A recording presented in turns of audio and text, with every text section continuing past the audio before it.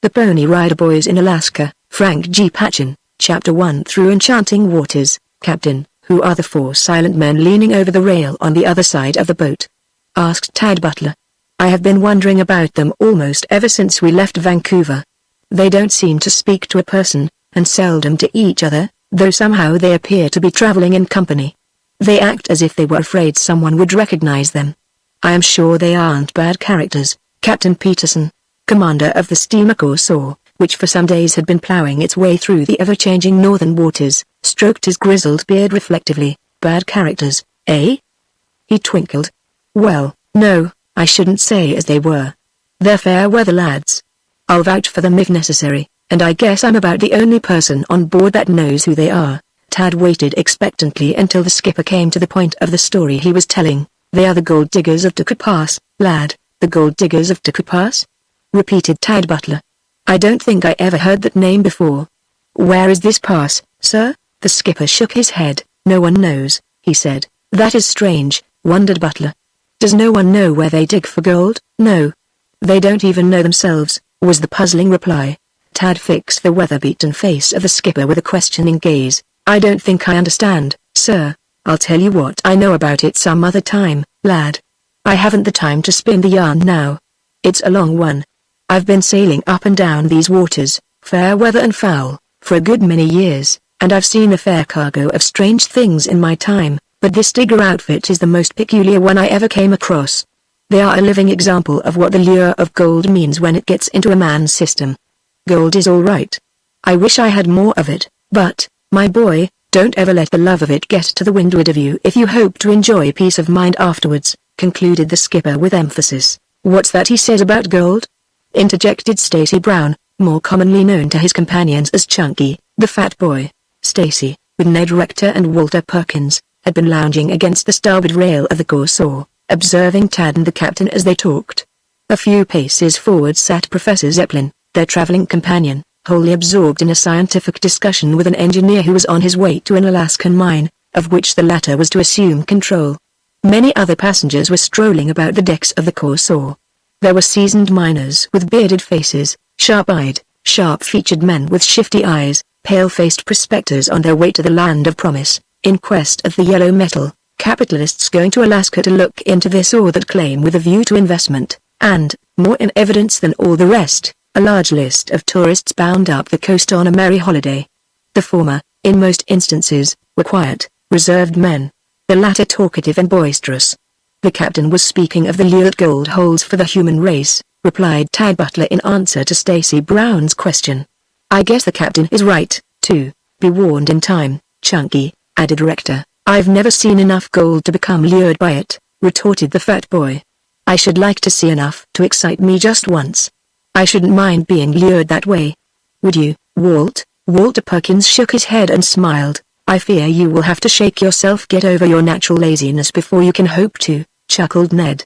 I doubt if you would know a lure if you met one on Main Street in Chillicothe.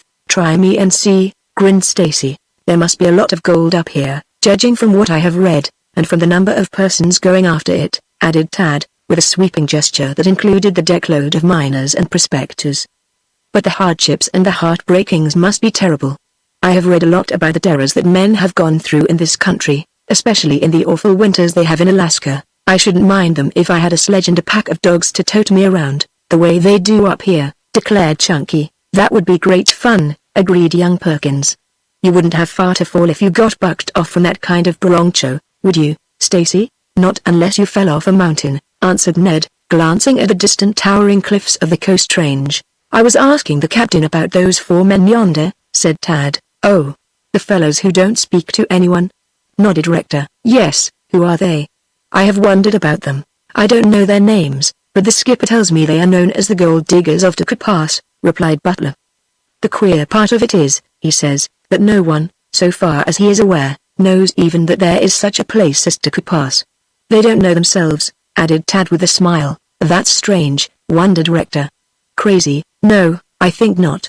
They are prospecting for an unknown claim, replied Tad. I don't know anything about that, spoke up Stacy Brown.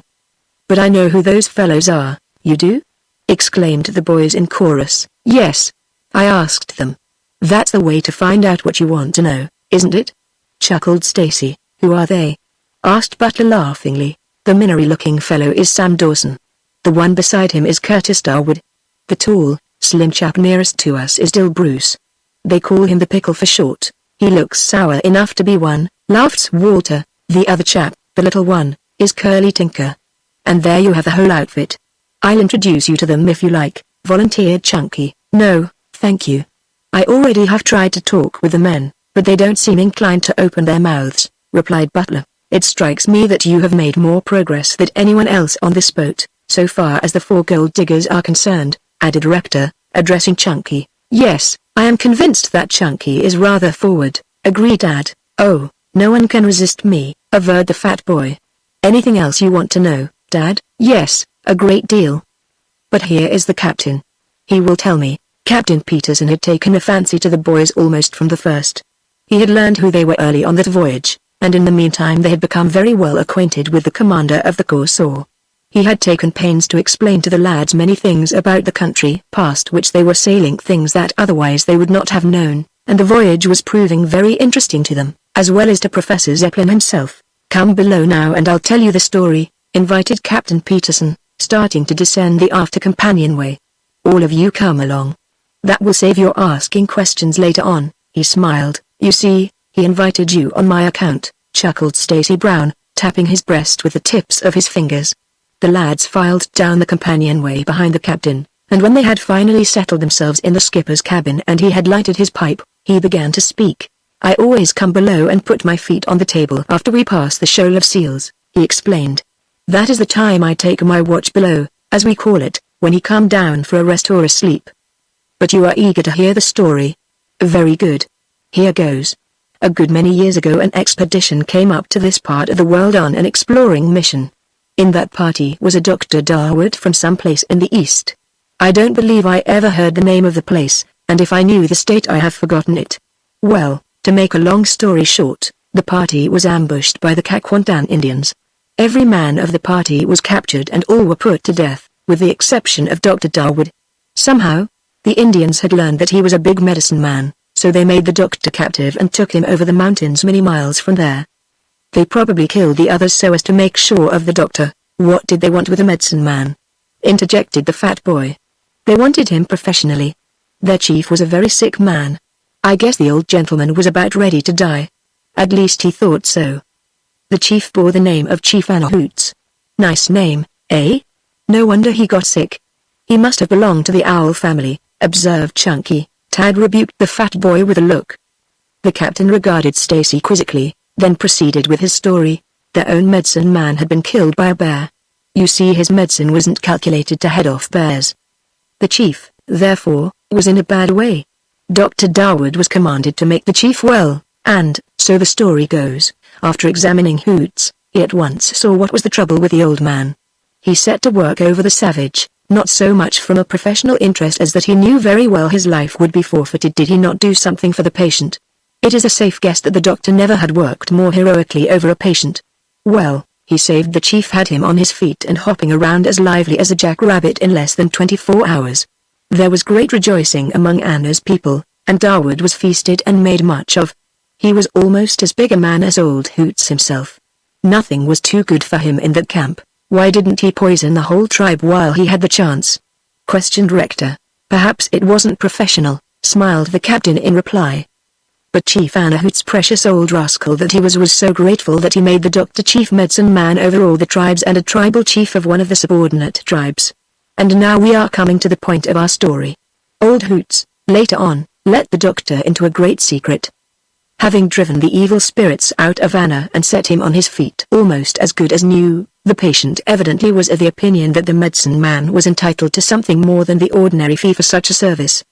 He took the doctor to a place where a roaring glacial stream of icy water was tearing down through a narrow gash in the mountains on its way to the sea, and there he showed the doctor chief gold in great quantities. So the story runs, the pass being guarded by the bear totem. It is not certain whether the vein from which this gold had been washed was then known. I think Darwood must have found it later on and located a claim. He at least took from the mouth of the pass enough gold to make him a fairly rich man. This he hid away, awaiting a favorable opportunity to get away with it. Such opportunity presented itself while his tribe was away on a hunt in the fall for meat for the winter, and made his escape. After some months of terrible hardships, he succeeded in reaching civilization, fairly staggering under the weight of the gold he had brought away. He had the gold madness badly, you see. He was plucky, muttered Butler. Yes. It was Darwood's intention to return, at the head of a well-armed party, properly equipped, and work the pay dirt to its limit. But he died before he could do so. The hardships of that journey, loaded down with dust and nuggets, led to his ultimate death. You see what avarice will do to a fellow. It gets to windward of him every time. I'd be willing to stagger under all I could carry and take my chances on the future, observed Chunky reflectively. So would we all, nodded the skipper. That's the worst of us, I agreed. I am glad I am at sea, where I can't dig. Nothing was done in the matter of locating and working the claim for some years after the doctor's death. Then a grandson, Curtis Darwood, who was now aboard this boat, found a paper or map or something of the sort, on which was a description of the doctor's find. It couldn't have been very definite or they wouldn't have been so long in locating the place. Of course, the younger man was fired with the desire to find this wonderful mine. The lure had him fast and hard. He came up here alone the first time and prospected all summer, but failed, and late that fall he went back home. When he returned, the 3 other men, who are his companions now, were with him. They have been together ever since in their prospecting work. Dawson is a pioneer prospector who knows the game thoroughly. The others, who have been up here 3 years, might now be placed in the same class, though Dawson is the real miner. One can't help but admire their pluck and persistence, but I shouldn't want to be caught interfering with them. When a fellow gets the gold madness, he is a dangerous customer to annoy. Have they found the gold? Asked Walter Perkins. Captain Peterson shook his head. I think not. If they have, only they know it. They take no one into their confidence. They went home for the winter last fall, and what amazes me further is that they are getting up here so late this spring. Here it is June. They should have been on the job 6 weeks ago, and in order to do so they ought to have wintered in the hills. To me that means something. It will be a wonder if this unusual move on their part doesn't attract attention. You may believe they are watched. There are, no doubt, those who are watching the diggers, and who do not miss any of their movements. The skipper hesitated, then brought a big fist down on his cabin table with a bang that set the glassware jingling. By George, I begin to see a light. He roared. What do you mean? Cried Chunky. What is it, sir? Chorused Tad and Ned in one voice. That accounts for Red Whiskers. That accounts for his presence on the skipper checked himself suddenly. But no matter. It isn't for me to say. He lapsed into thoughtful silence. Well, what do you think of the story? He asked a few moments later. It is all very remarkable, answered Butler. Where are they going? Their destination, I mean, you never can tell. They have explored pretty much all of the country within a few hundred miles of here, and it wouldn't surprise me at all if they had stumbled over the right place dozens of times and didn't know it. But there is one significant fact. They have brought up a lot of equipment this time. It looks as if they thought they had the place pretty well located. It certainly does look that way. There's another thing I forgot to tell you. This place, this pass where the gold is supposed to lie, is the abode of a great and angry spirit. A really, truly spirit? Questioned Walter wonderingly. I can't say about the really truly business, replied Captain Peterson, with a grin. I am telling you the story as I have heard it. Had old Hoot's tribe known that the doctor went in there and dug out gold which he salted away, they would have put him to death. It's a sacred place. It was then, and I'll wager it is now. You may believe that the superstition has been handed down, but the Indians up here now are not at all savage, are they? Asked Butler. Perhaps not where the white man has taken possession in force. But you get into the far interior, there is a great deal of Alaska that the white man knows very little about yet, and you will find them savage enough, provided they think they have you in a pocket, and especially so if you interfere with any of their religious customs or beliefs.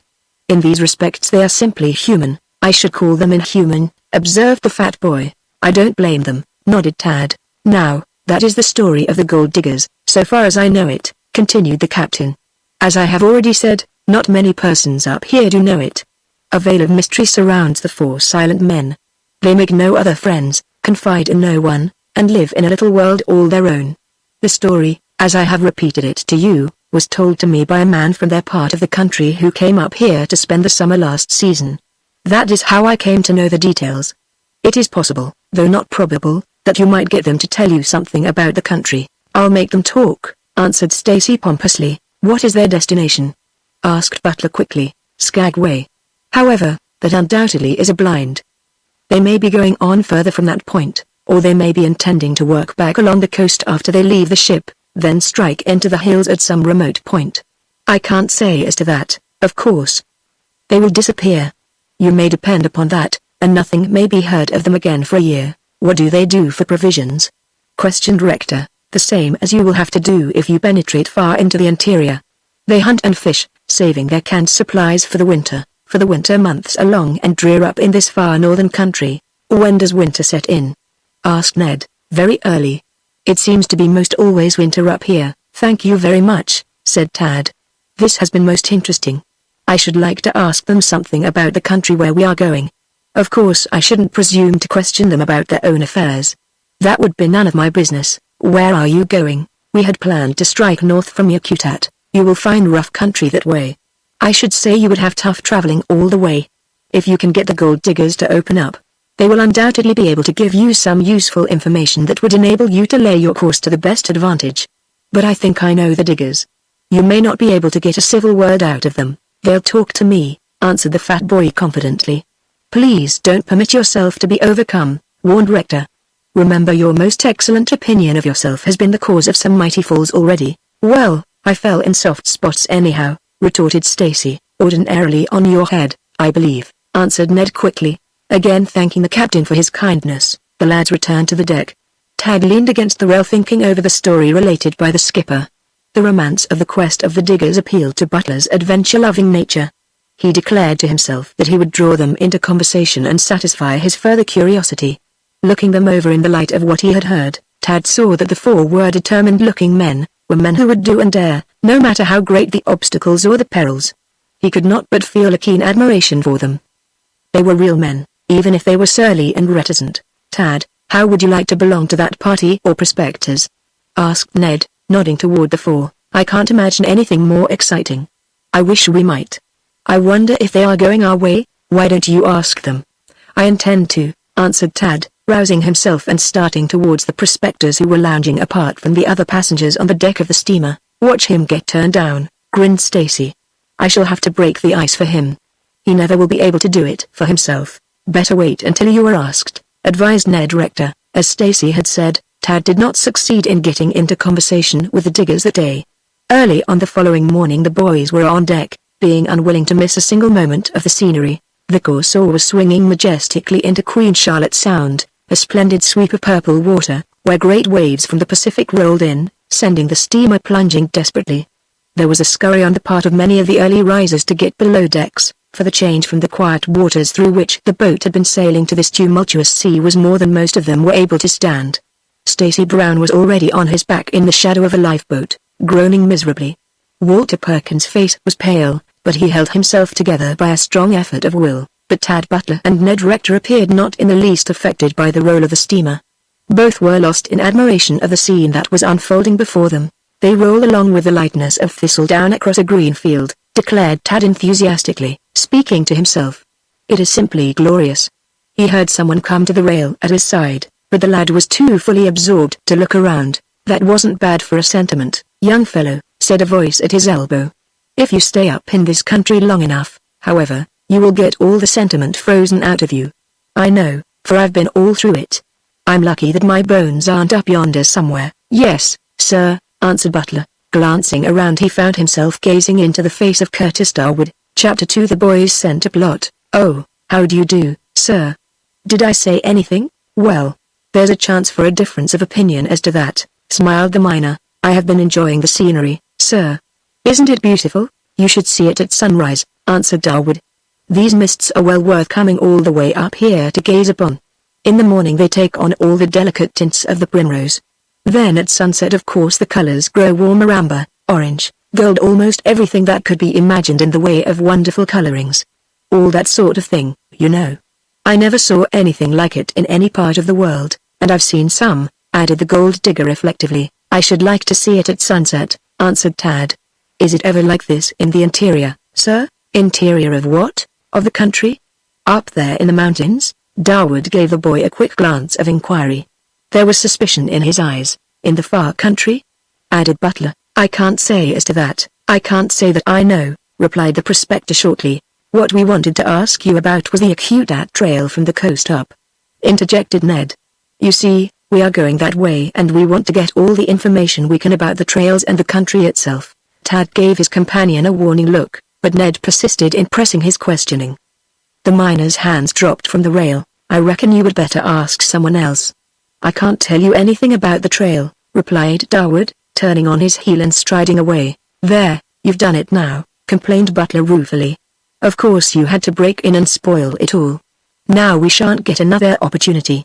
Mr. Darwood is suspicious of us, and he won't talk with us again. It's too bad." "Well, you wanted to know. What's the use in beating about the bush when you want to know a thing?"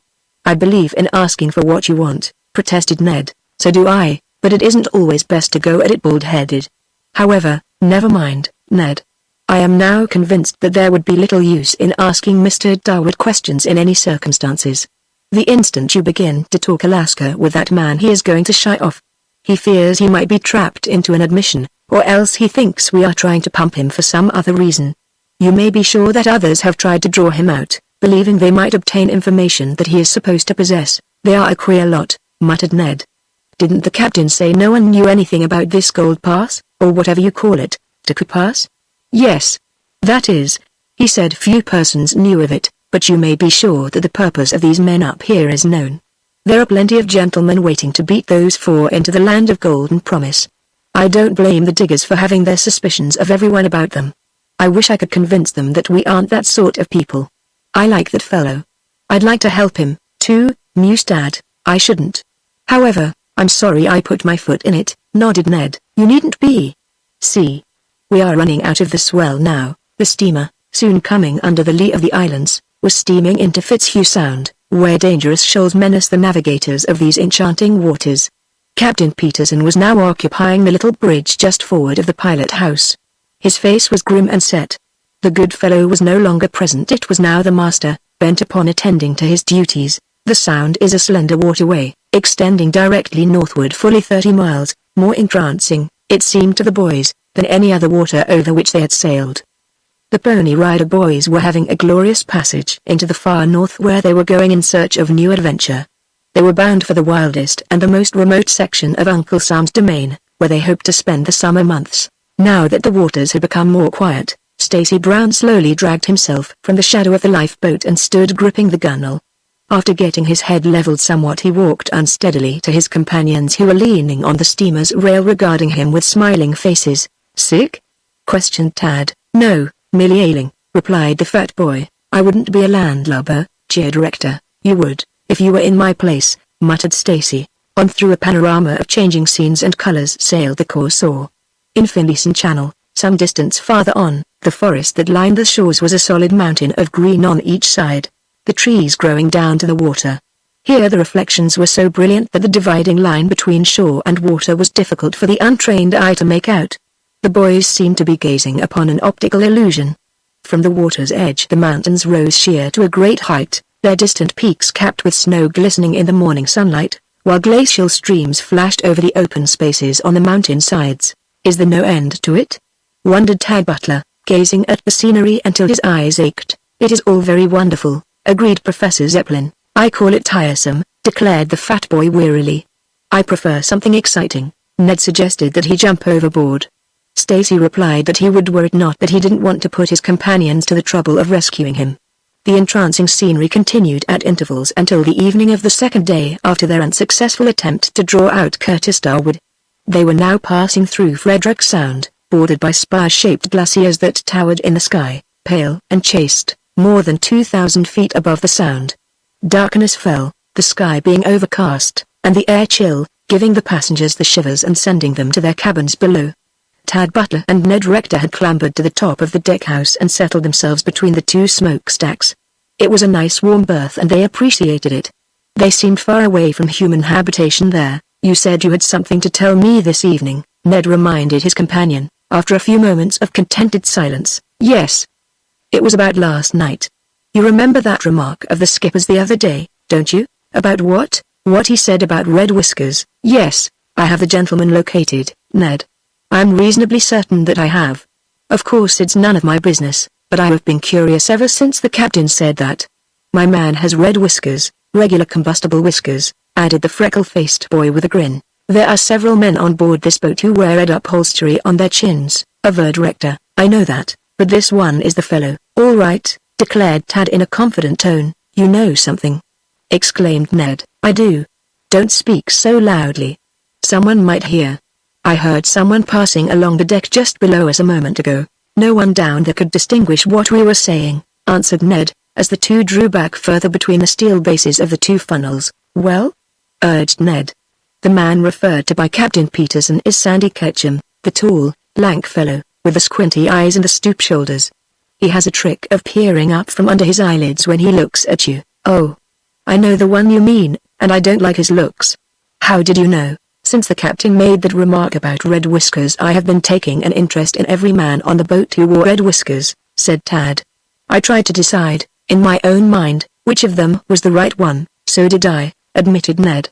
But I got all mixed up. If you succeeded in picking out the right one, you are mighty sharp. I wish I were as keen as you. Keen? Not a bit of it. It was a pure accident that I found out. I just blundered on the truth last night. The man I had picked out wasn't the fellow at all. I had the wrong man, so you see I am not so smart as you thought. You remember you left Stacy and myself sitting on a bale of freight at the rear end of the boat when you went down late last evening? Yes. Chunky was half asleep. Exactly. Well, I shook him up a few moments later and he went below grumbling because I wouldn't let him sleep when he was so comfortable. He was liable to catch cold in the damp air. Then I went to sleep myself, admitted Butler. I'm not much of an advisor, am I? Go on, urged Rector. Something awakened me. Two men were talking nearby. I couldn't see them, but could hear every word they said. One of the two I recognized by his voice. The other I was unable to place. I got him placed right today though, when I heard him talking on deck. They are a precious pair of rascals, Ned. Perhaps it is considered fair enough up here to do those things, but I just can't hold myself when I see crookedness going on. You haven't said what it was about yet, reminded Ned. They were plotting against Darwood, you don't say? Yes, they were. How? I am not going to tell you now. The question is, ought I to tell Mr. Darwood? Would it be right to carry tales, even in a case like this? Not knowing what the case is, I can't very well advise you, answered Ned Rector. What did they say? I'd rather not say a word about that until I have decided what to do. You're a queer chap, Dad. You arouse my curiosity, then you won't satisfy it. You shall know all about it in good time. Hark. Was that you who kicked the collar of the stack? No. I didn't hear anything. Who was the other man? His name is Ainsworth. He is a prospector, too. They are together. He and the man Sandy. There are some others in the plot, as I learned from the conversation, but I hardly think they are on board. I take it that the others are to meet this party at Skagway, which proves to me that the plans of our friends, the four gold diggers, were learned by the plotters some time before the former set sail for the North Country. Oh, it is a fine game of grab they are planning. But I believe that, if Mr. Darwood be warned in time, he will be perfectly able to take care of himself. I am quite sure I shouldn't care to be the other fellow. I don't know why we should get so excited over it, grumbled Ned. Darwood and his companions are no friends of ours. I should say that quite the opposite is the case, but they are real men, just the same, objected Tad. I don't care whether they are friendly to us or not. Come on, let's get down. Grasping awning spars, the two lads swung down to the promenade of the upper deck. After they had cleared the deckhouse, a man dropped to the deck from the deckhouse, on the opposite side. After a few moments' stroll, during which the boys continued their conversation, they went below.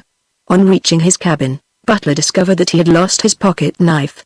Thinking that it had slipped from his pocket while the two were lounging on the deckhouse, Tad went back to look for it. He was the only person in sight on deck. That part of the deck was unlighted, save as a faint glow shone up through the engine room grating.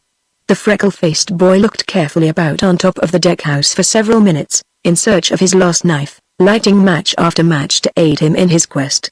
He failed to find it. With a grunt of disappointment he again swung himself to the deck. The instant his feet touched the deck, Tad Butler met with a violent surprise. He was suddenly grabbed from behind. A powerful arm gripped him like a vice, pinioning his own right arm to his side, while a big hand was clapped over his mouth, forcing the lad's head violently backwards with a jolt which for the moment he thought had dislocated his neck. Tad struggled and fought with all his might, but to little purpose. The boy realized that he was in the hands of a man who was a giant for strength and who was slowly but surely forcing him toward the steamer's rail. The Pony Rider boy felt a bushy beard over his shoulder and against his neck. Now he was against the rail, facing out over the water. Butler knew that, despite his struggles, he was going to be dropped over the side. Then a sudden idea came to him. Tad shot up his free left hand, fastening his fingers in the long beard of the man behind him. He heard a smothered exclamation over his shoulder, and for the instant the hand over his mouth was withdrawn. "Help!" shouted Tad Butler. Then a blow on the head sent him limply to the deck. Chapter 3 In desperate straits, Tad's assailant hastily gathered the boy up. The man staggered slightly, as, after a hurried glance up and down the deck, he stepped toward the rail with his burden. Just then footsteps were heard. "Hey! What are you doing there?" bellowed a voice. A man came running from somewhere in the after part of the ship. Butler's assailant dropped his burden, dodged into a passageway in the deckhouse, closing the door behind him and disappearing before the newcomer reached the door and threw it open. Then the rescuer turned to the unconscious Tad Butler. "Well, here's trouble," he muttered. Taking up Tad's limp form, he carried it to where the light from the grating shone up. "It's that freckle-faced kid. Somebody gave him a tough wallop," growled the man. Tad's rescuer was Sam Dawson, one of the gold diggers. "I reckon I'll fetch him around if his neck isn't broken." Laying the lad down on the deck where he would have plenty of air, the digger worked over the Pony Rider boy for fully 5 minutes before Tad returned to consciousness. Butler was too dazed to realize what had occurred. "I'll take you below now, my lad," said Dawson. "No, no. Not yet," protested Tad. "Wait. I want to think. Who was the fellow who hit you?" demanded Dawson. I don't know," stammered Tad. "What did he do it for?" I don't know." You aren't very strong on information, are you?" grinned the prospector. "I won't want to see Mr. Darwood. You can see him tomorrow. You'd better get into your bunk right smart. I'll help you down." "Thank you. I'll go alone in a minute," said Butler, pulling himself up by the rail to which he clung unsteadily. "I don't want anyone to know. I'll tell Mr. Darwood what I have to say. Have it your own way. I'm going to follow along behind, to see that you get down all right," answered the man. "Thank you. I guess you saved me from getting a wetting," said the boy, extending an impulsive hand. "Now I'll go to my cabin. Please don't say anything about this. Good night." Tad's progress below was slow and unsteady. Dawson watched him until the door of the cabin had closed behind the Pony Rider boy. "That's a raw deal," muttered the miner. "I'd like to punch the head of the fellow who would do that to a kid." Butler got into his bunk without awakening his companions. His head ached terribly, and it was a long time before he fell asleep. The next morning his head felt twice its ordinary size. The boys joked him on his appearance, but Tad merely smiled, refusing to say what had been the matter with him. Ned was suspicious. He knew that Butler had been engaged in a scuffle, but what it was he was unable to imagine. Tad had been strolling about the decks all the morning, as if in search of someone. He found the man he was seeking late in the forenoon. The man was sitting on a keg of nails on the after part of the upper deck, his back to Tad. "Good morning, Mr. Ketchum," greeted the Pony Rider boy. The red-whiskered man whirled, letting the hand that had been caressing his beard fall limply to his side. "Beard hurt you?" questioned Tad sweetly. "None of your business," was the surly reply. "Mr. Ketchum, I know you and I know your game," began Butler in a low, even tone. "I know, too, that you are the man who assaulted me and tried to put me overboard." "I don't know what you're talking about," growled Sandy. "Oh, yes you do and so do I. I've a handful of whiskers which match perfectly those you are wearing. Shall I pull some more for comparison with those I already have?" questioned the boy aggravatingly. Ketchum half rose, then settled back again, as if fearing to trust himself. "You may be thankful that you didn't do it. My companions would have taken care of you, had anything happened to me," Tad went on composedly. "I want to say, now, that it would be good judgment on your part not to try any more strong-arm tactics on me or on my companions. If you do, you will instantly find yourself in more kinds of trouble than you have ever before experienced. Now that we know you, we shall be able to take care of you as you deserve. I reckon you know what that means, Red Whiskers. Get out of here, before I do something to you," roared Sandy. "Oh, no you won't. You don't dare raise your hand. I could turn you over to the captain and have you placed in irons till we get ashore. I have proof enough to send you to a jail, if they have such places up here. But I'm not going to do that. I am going to be fair with you and tell you exactly what I propose. I am going to tell Curtis Darwood about you. No, I shan't tell him who it is. I will tell him that someone is following and watching him, you and Dainsworth. He will find you out, never fear. I will give you one chance. Get off at the next stop, and I will tell him after we leave there. Take your choice. Take your friend with you. I don't want to be responsible for any shooting on this boat. What do you say, Mr. Sandy? The fellow's fingers opened and closed nervously. He attempted to speak but failed 3 times. Finally he blurted out his answer. Will you get out of here? I'll lose myself in a minute, then I won't answer for what I do. Never mind, answered Tad laughingly. I can take care of myself. Your kind never did scare me worth a cent. Sandy sprang up. He hesitated for a few tense seconds, then strode forward with Butler's soft chuckle in his ears. The 2 men did get off when the boat stopped late that afternoon. Tad was at the rail watching them. Sam Dawson was also an observer of the scene. He saw the threatening scowl that Ketchum gave the smiling Tad, and drew his own conclusions, and at the same time decided that the freckle-faced boy was pretty well able to hold his own. Dawson really suspected part of the reason for this hasty disembarking, though he thought it was because Tad had threatened to expose the man Ketchum. It was after supper when Tad called Ned Rector aside. I promised to tell you, Ned. Come with me and listen to what I am going to tell Mr. Darwood. Ned went willingly. Darwood was sitting on deck. Tad halted before him, Darwood glancing up at the boys with languid interest. May I speak with you? Asked the lad politely. I reckon there's nothing to prevent, was the careless answer. Tad went direct to the point of his story. A night or so ago I chanced to overhear 2 men who were passengers on this boat talking of you and the gentleman who were with you. They were planning to follow and watch you. They thought you had discovered the claim for which you have been looking for so long. Darwood shot an angry glance at the boy. Go on, he growled. From their conversation I inferred that perhaps you already had discovered this claim and were on your way with equipment to work it. I further understood that they were to be met by others on shore and that the party was then to divide up and cover the movements of yourself and your friends. One of these fellows, I think, overheard me telling part of this story to my friend, Ned, last night, and the man tried to throw me overboard, after nearly squeezing me to death and then punching my head. I merely wanted to warn you to be on the lookout, and at the same time to tell you that neither of the 2 men is on board now. You may draw your own conclusions, sir. Ned Rector's face had flushed when Tad described the assault on himself. Is that all? Asked Darwood indifferently. Yes, I think so, thank you, said the gold digger, getting up slowly and strolling forward. Ned laughed. Tad flushed. That's what you get for meddling with other folks' business, declared Rector. I reckon you are right at that, answered Tad. Then he laughed heartily. Nor did he exchange another word with the gold diggers of Tuku Pass during the rest of that journey on the Corsair. Chapter 4 On the Overland Trail. It was the early morn of a week later when the Corsair sailed into Skagway Harbor. Exclamations of delight were heard from every person who had not been there before. This beautiful spot is located at the mouth of the Skagway River, with mountains rising on all sides, from which countless cascades rush foaming and sparkling down to the sea, or drop sheer from such heights that one is forced to catch his breath. Skagway itself the Pony Rider boys found gay with pretty cottages climbing over the foothills, well-worn, flower-strewn paths leading to the heights, the river's waters rippling over grassy flats, flower gardens beyond the power of their vocabularies to describe.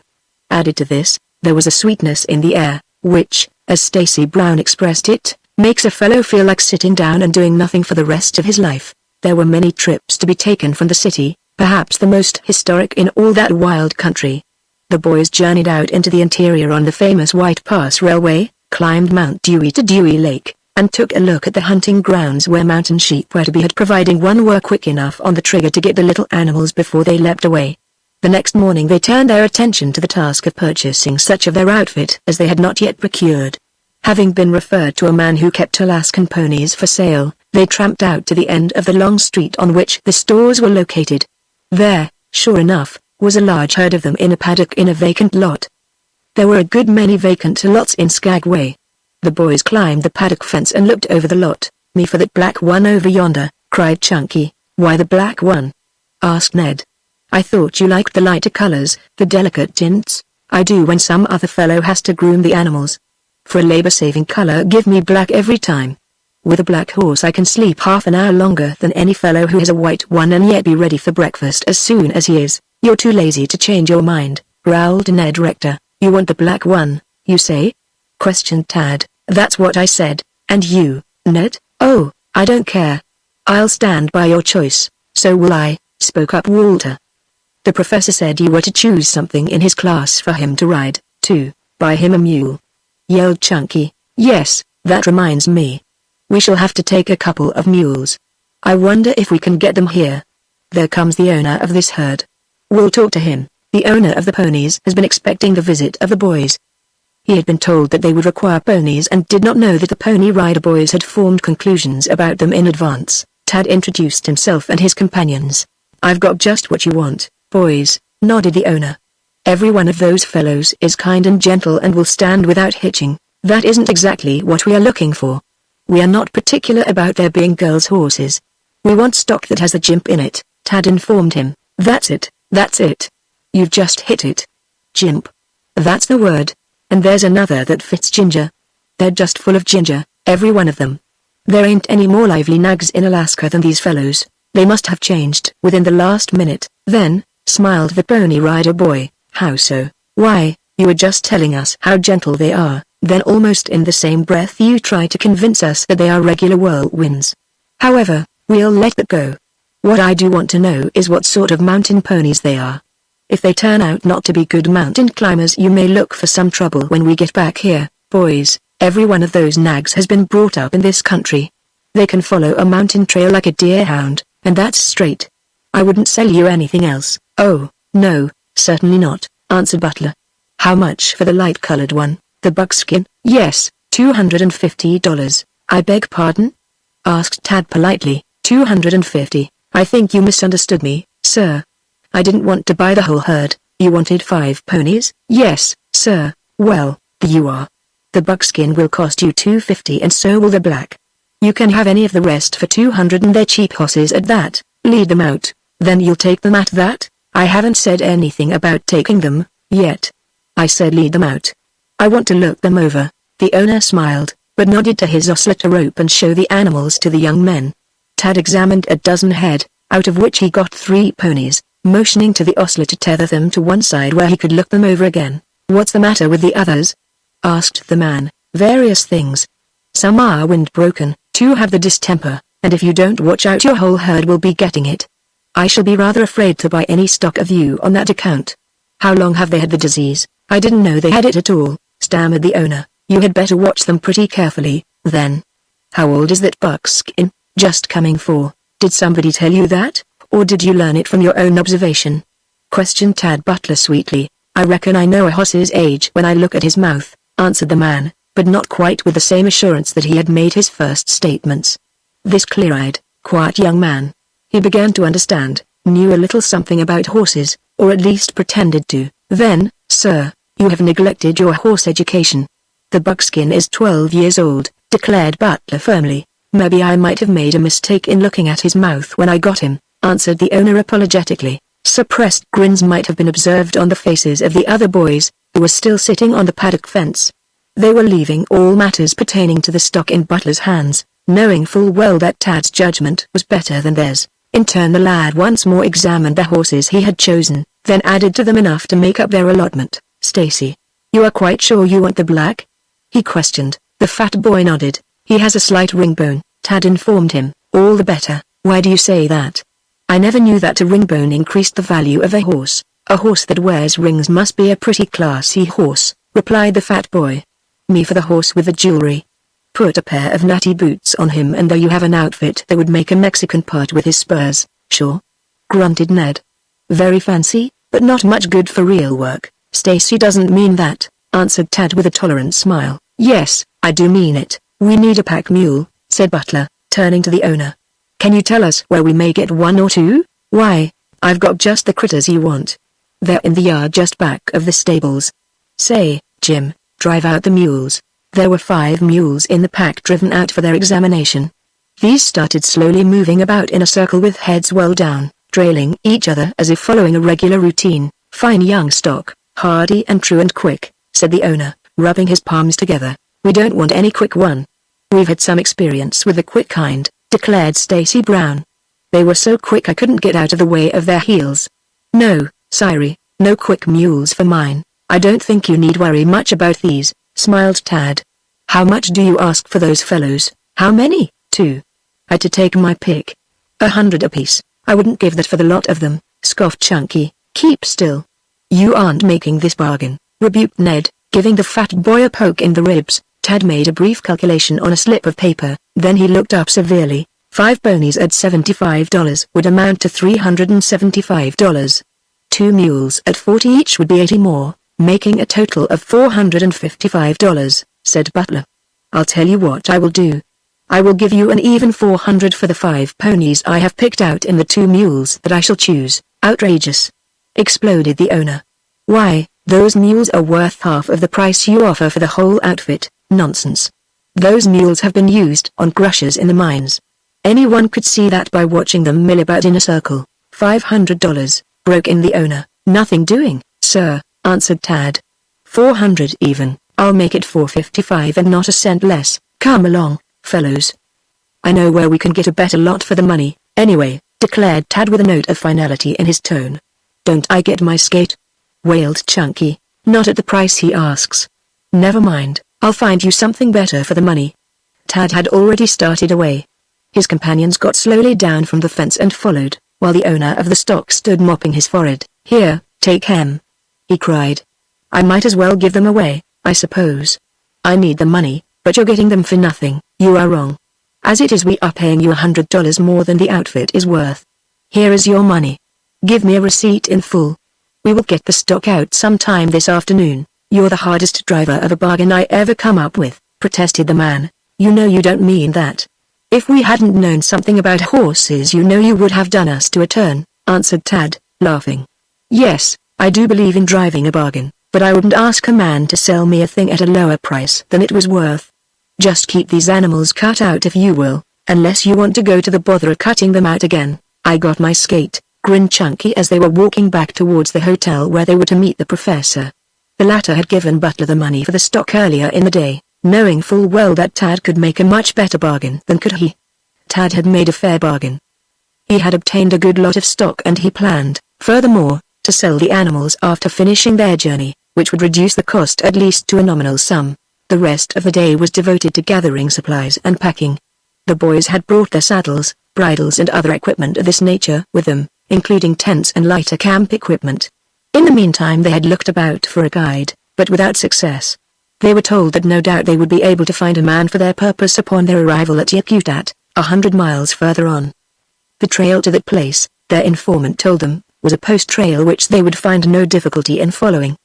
The post rider would not be going through for another 3 days, and at any rate he undoubtedly would travel faster than they cared to do. It was decided, therefore, that they should start out without a guide on the morrow and make their way to Yakutat as best they might. The start was made in the early morning, the great mountains and the waters beneath it bathed in wondrous tints such as one finds nowhere outside of these far northern regions. The boys were light-hearted, happy, and were looking forward eagerly to experiences in the wilds of Alaska that should wholly satisfy their longings for activity and adventure. Chapter 5 Traveling a Dangerous Mountain Pass. To the right the well-known Chilkoot Pass extended up into the mountain fastness. The pass that had been traveled by so many in the early rush for the gold fields. Chilkoot a long distance to the northeast intersects the White Horse Pass.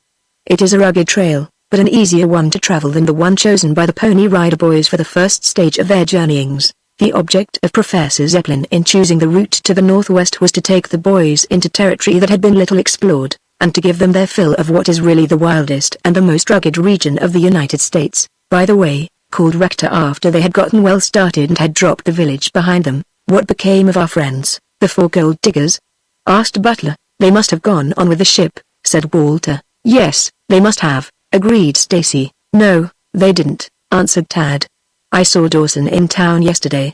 Funny thing, but he seemed not to see me. In fact he tried to avoid me. Did you let him? Questioned Chunky. Yes. Why should I wish to force myself on anyone who doesn't want to see me?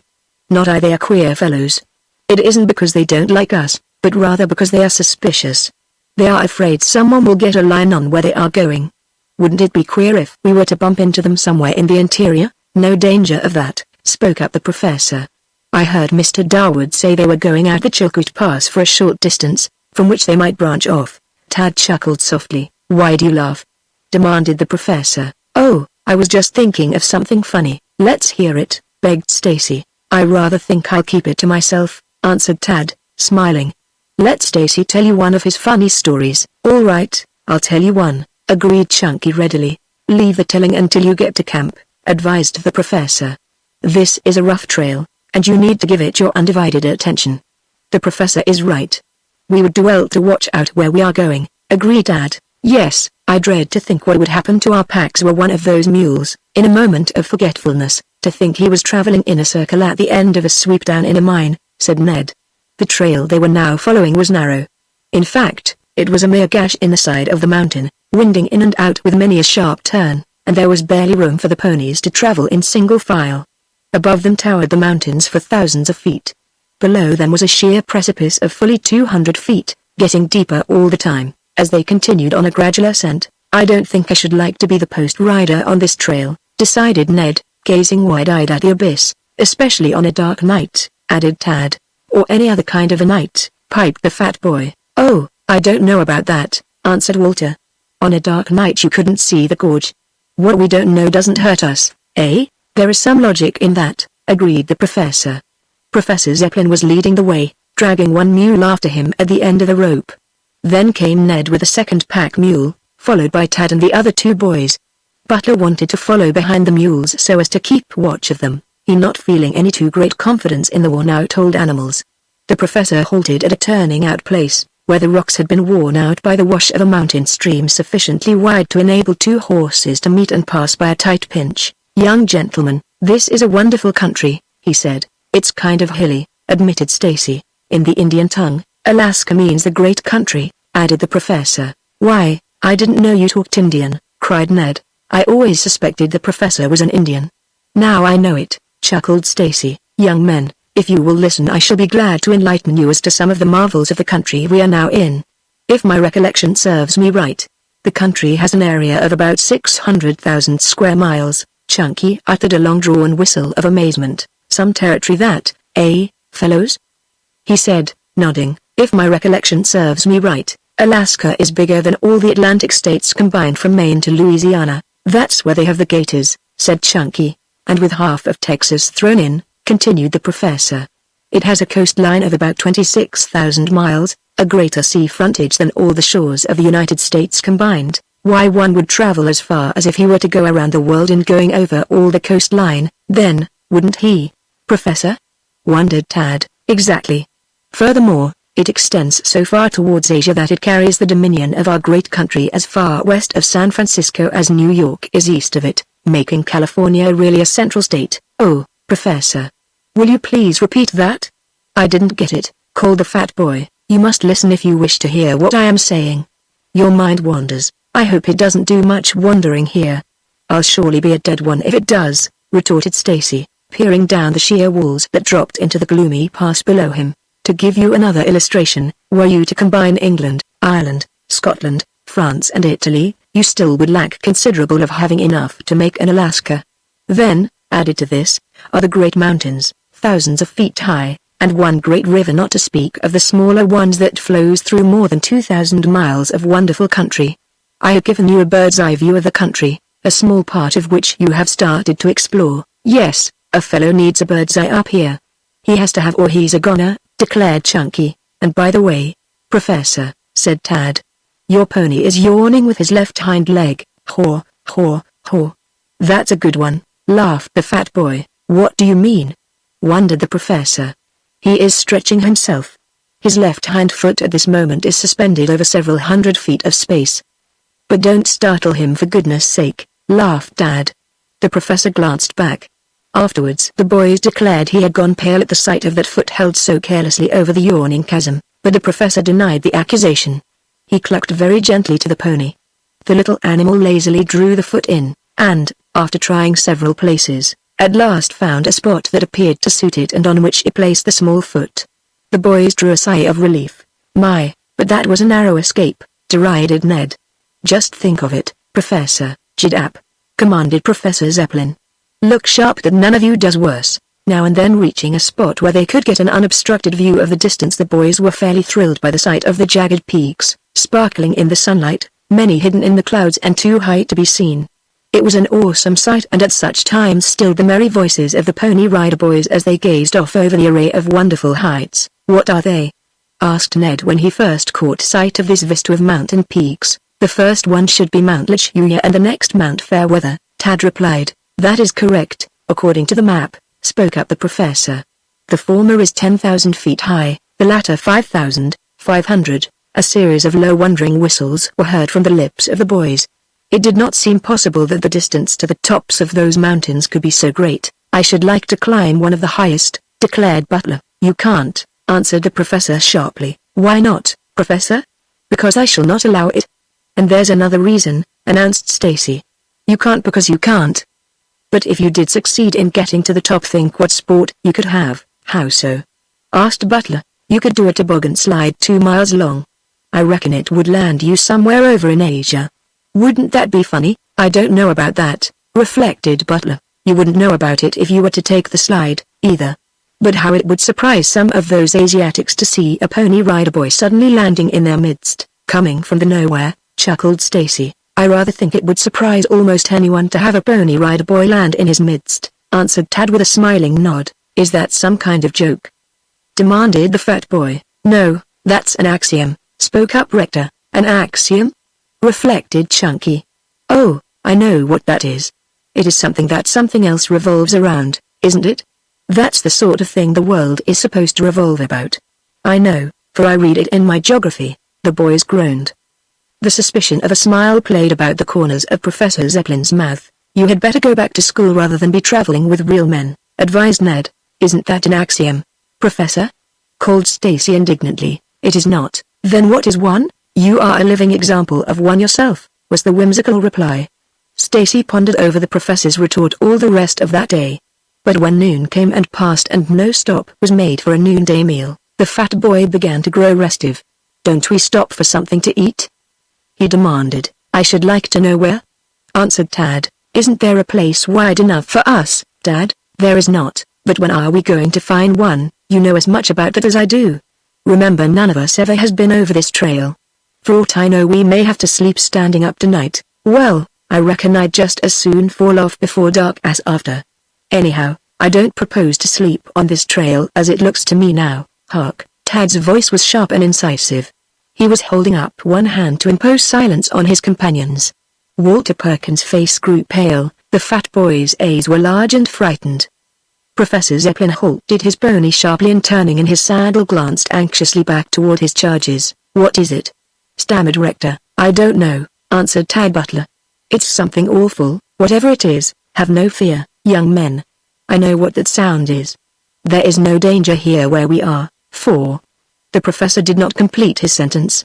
The distant rumbling that had at first attracted their attention suddenly merged into a deafening roar, and the trail quivered under their feet. The ponies snorted and threw up their heads, chafing at the bits. "Hold fast to your horses!" shouted Tad. His voice was lost in the great roar that now overwhelmed them, sending terror to the hearts of every Pony Rider boy on that narrow ledge of rock known as the Akutat Trail. Chapter 6 Caught in a Giant Slide. Tad knew the meaning of that rushing, roaring sound now. A few particles chipped from the rocks far above them had struck him sharply in the face. He knew that a landslide was sweeping down. His first impulse was to urge his companions forward, but upon second thought he realized that this might be the very worst thing they could do. His quick ears had told him that the center of the slide was ahead of them. That was his judgment, but he knew how easily it was to be mistaken in a moment like this. Glancing up, the boy could see nothing but a great cloud of dust that filled the air. His companions seemed powerless to stir, and it was fortunate for them that such was the case, else they might have done that which would have sent them to a quick death. Tad unslung his rope with the intention of casting it over a sharp rock that extended some 6 feet up above the level of the trail and on the mountainside. In an emergency it would serve to anchor him. He motioned to the others to do the same, but either they did not understand or they were too frightened to act. A sudden dust cloud obliterated the trail for fully 5 rods ahead of Professor Zeppelin, then went shooting out into the chasm beyond, and a great mass of earth seemed to leap from the mountainside just above them. It hovered right over the center of the line of ponies for an agonizing second, then swept down on them. The secondary slide, which this was, had but little width, perhaps a few feet. Furthermore, it had fallen only a short distance, so that it had not had time to gain greater velocity. The mass smote the pack mule just ahead of Tad Butler. Tad saw the pack mule's hind feet go out from under him. For the smallest fraction of a moment the animal stood quivering, then his hind hooves slipped over the edge of the trail. The little animal was making desperate efforts to cling to the trail with its 4 feet, at the same time trying to get its hind feet back on solid ground. That effort was fatal. Little by little the frightened beast slipped toward the great gulf. Evidently realizing the fate that was in store for it, the mule brayed shrilly. The Pony Rider boys sat gazing on the scene with fascinated eyes. Even Professor Zeppelin was at a loss for words, and at a greater loss for a remedy for the disaster that was upon them. Tad Butler's brain was working, however. Suddenly Tad raised his rope above his head and gave it 3 sharp twirls. Then he let go.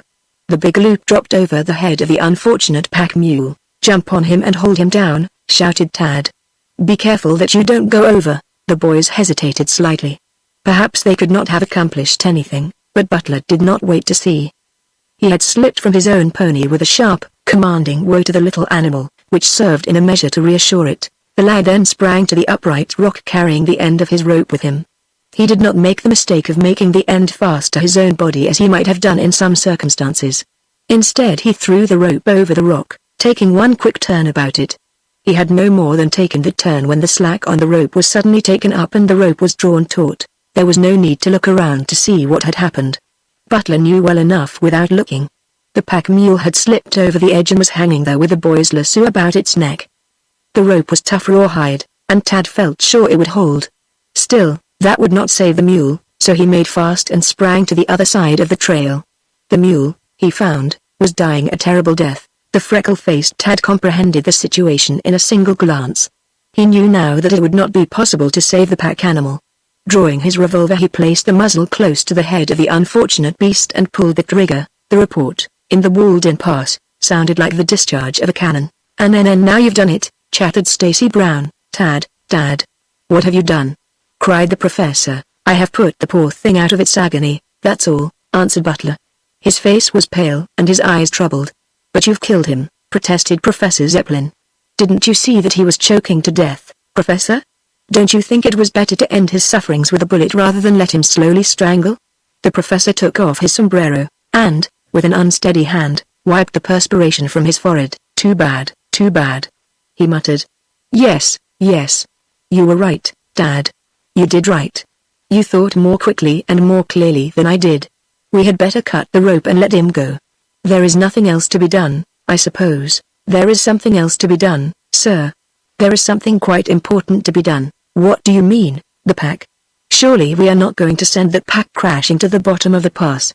We shall have to go all the way back for more supplies if we do that, provided we ever find a place where we can turn around." "That is so. Still, lad, I am afraid it is hopeless. We never shall be able to get the pack. I think it can be done, but how I don't know yet." "What time is it?" "The afternoon is well along," answered the professor. "It'll be dark soon," spoke up Ned. "We simply must get out of this before night or we are lost." "You forget about the length of the days up here at this time of the year," reminded Tad with a faint smile. "That's so," agreed Rector. "You know it doesn't get really dark until about 11 o'clock tonight.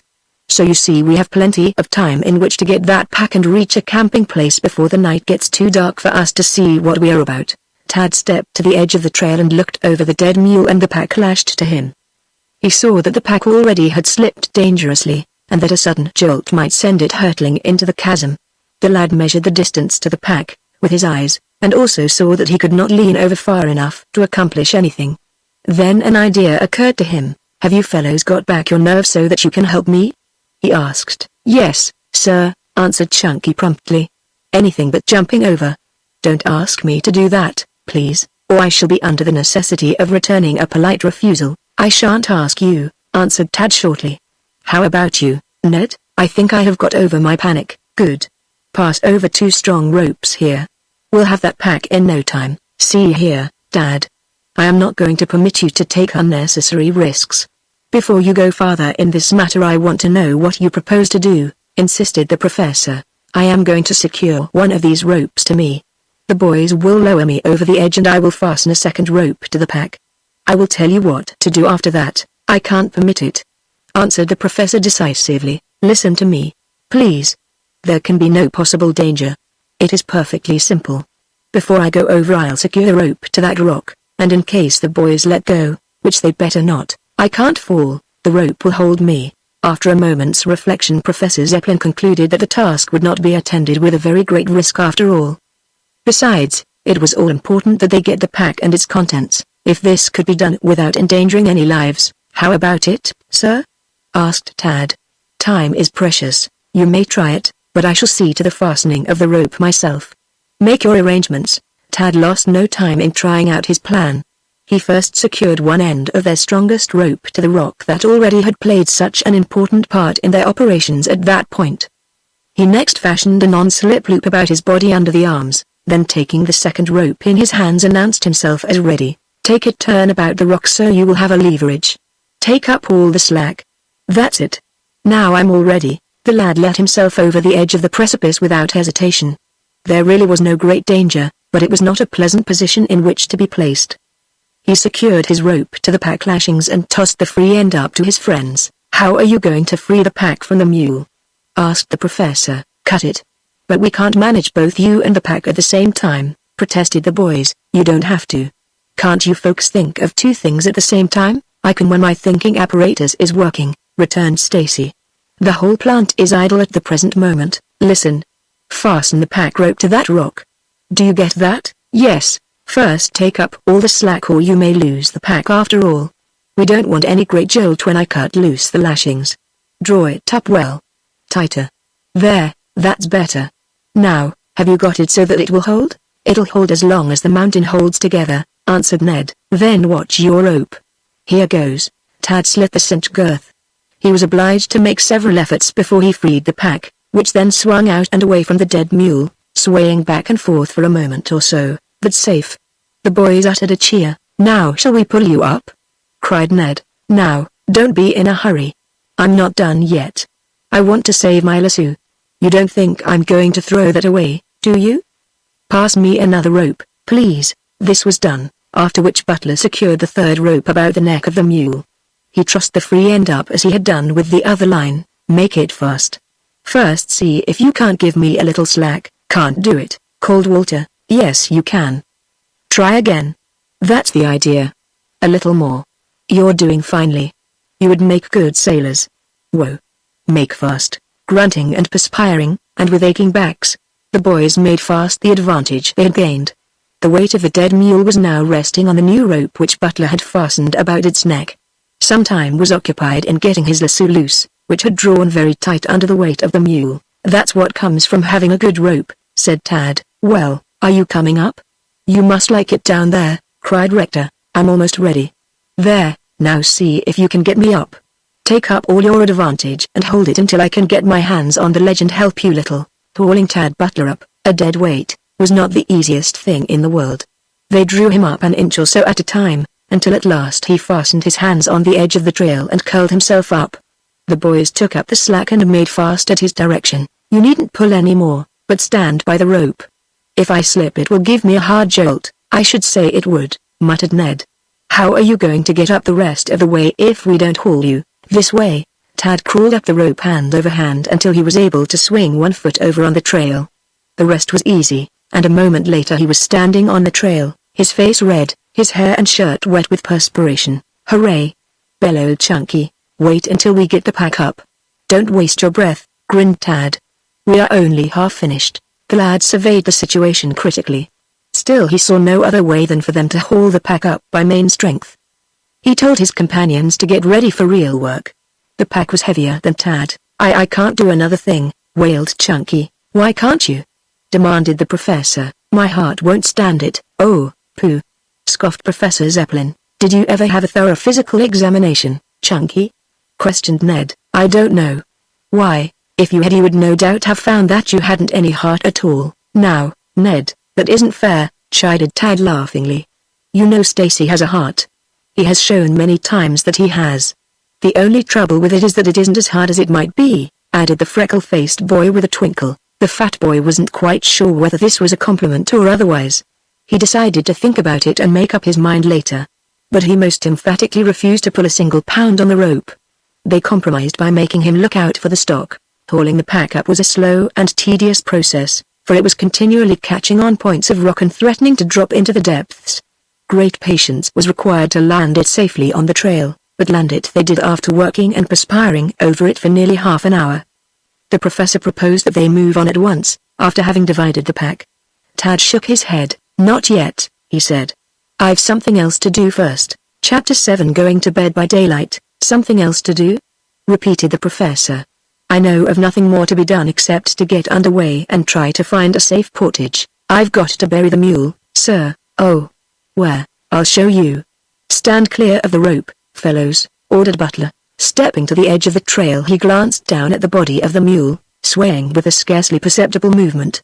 Looking back to see that the rope was clear, Tad drew his hunting knife and stooped over, his companions drawing as near to the edge as they dared. Butler cut the rope that held the dead mule. The rope suddenly sprang back as the unfortunate pack mule's body shot down into the shadowy pass. The other boys instinctively drew back. Their nerve was not quite equal to standing on the brink to watch the sight. With Tad it was different. He seemed not to be at all affected by great heights or great depths. He stood with the toes of his boots over the edge, gazing down until a faint sound from far below told him that the body had struck. That's all, fellows, he said, turning back to them. I reckon we had better do as the professor suggests, and get underway at once. I will confess that this bracing air is having some effect on my appetite. Don't speak of it, begged Stacy.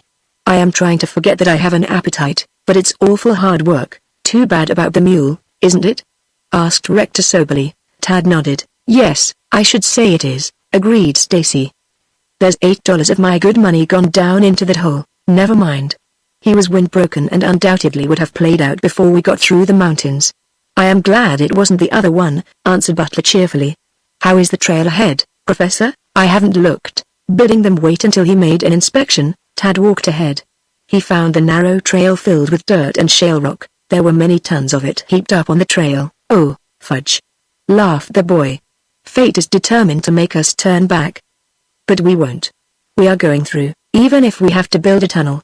Get out the shovel, Ned. This necessitated undoing the bundle that held all the tools of the outfit, and also entailed the unloading of the pack on the back of the remaining pack mule. Ned soon came trotting up with a shovel. He uttered a long-drawn whistle when he saw the blocked trail. We never shall be able to get through that, he groaned. Oh, yes we shall. I'll shovel until I am tired, then you take hold and make the dirt fly. I'll do that all right, returned Rector. I am too keen for my dinner and supper to delay matters any more than I am obliged to. We ought to make Chunky take a hand. No, I wouldn't risk it. Before he had finished he would have lost the shovel overboard. It is the only one we have. Here goes. Tad did make the dirt fly. He was a sturdy young man, all muscle and grit. He shoveled for 20 minutes, working his way through the great heap of dirt. Then he straightened up, his face flushed and perspiring. Go to it, Ned. Ned did, with a will.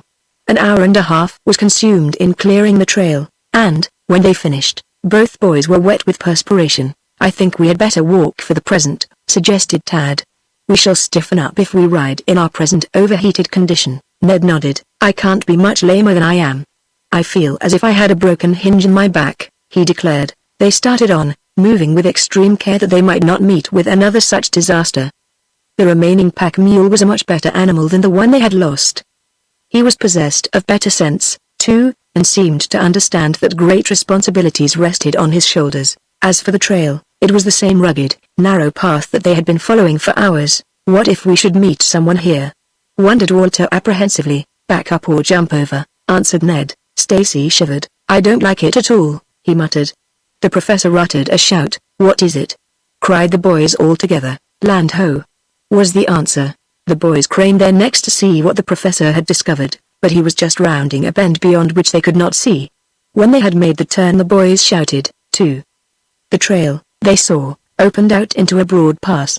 The ground there, though uneven, was fairly level, thickly wooded with slender Alaskan cedar, its yellow, lacy foliage drooping gracefully from the branches. Tall and straight, the cedars shot up into the air until it seemed as if their slender tops pierced the sky. How beautiful! Cried Tad. Wouldn't they make fish poles, though?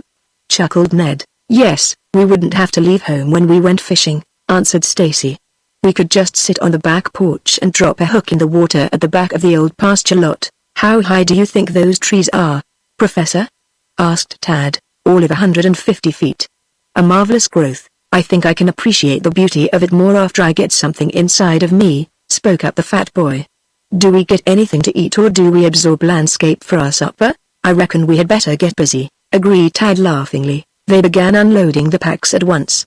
By the time the boys came in with the wood, the spot had assumed a really camp-like appearance. The pots were filled with water and Tad began building a structure that was to be their campfire when he was ready to touch it off. Did you find any birch bark, Ned? He asked. Yes, there it is. Oh, thank you. The cedar will burn all right, but it is a good thing to have the birch. We shall have a supper worthwhile in a few minutes. Stacy, get busy and prepare the coffee. For once the fat boy did not demur. He was too hungry, and was willing to do almost anything that would hurry the supper along. Not a mouthful had any of them eaten since breakfast. The ponies were browsing contentedly, but the mule had lain down and gone to sleep. The day was still bright, though the air had grown cooler than when the sun was at its height. Still, a warm glow suffused the faces of the Pony Rider boys because they had been exercising. They usually were busy, and not one of the lads, unless it was Stacy Brown, had a lazy streak in him. Stacy was constitutionally opposed to doing anything that looked like real work. The cedar quickly blazed up into a crackling fire, consuming the foliage. Tad took some of the brands and made a small cooking fire that soon was a glowing bed of coals. Over this he broiled the bacon, toasted the bread, and cooked the coffee without the least apparent effort. Stacy Brown sat regarding the operations. Ned said that Stacy reminded him of a dog watching the preparation of its dinner, but the fat boy took no notice of Ned's comparison. At last the meal was ready and the boys gathered around the spread that was laid near the campfire, and began to eat with good appetites. Ned nearly choked on a biscuit, and Tad swallowed a drink of water the wrong way, while Walter accidentally kicked over the coffee pot, the contents spilling over the professor's ankle to the great damage of the professor's skin at that point. Here. Is this a football scrimmage or are you young gentlemen at your meal? Demanded the professor. I've seen nothing to indicate the latter. Oh, Professor, begged Tad laughingly. Aren't you pretty hard on us? You did perfectly right, Professor, approved Stacy. Their manners are bad and I am glad you have called them to account. Why, their example is so bad that I have been fearful all the time of getting into bad habits myself. Ned gave him a warning look. Wait, warned Rector, I can't. I'm too hungry. Perhaps we have been rather rude, Professor, admitted Tad. I beg your pardon. Show your repentance by making a fresh pot of coffee, as I have most of the first lot in my stocking, reminded Professor Zeppelin. It seemed odd to be eating supper in broad daylight, whereas they ordinarily ate in the twilight or after dark. After supper, and when the remains were cleared away, the boys strolled about, talking.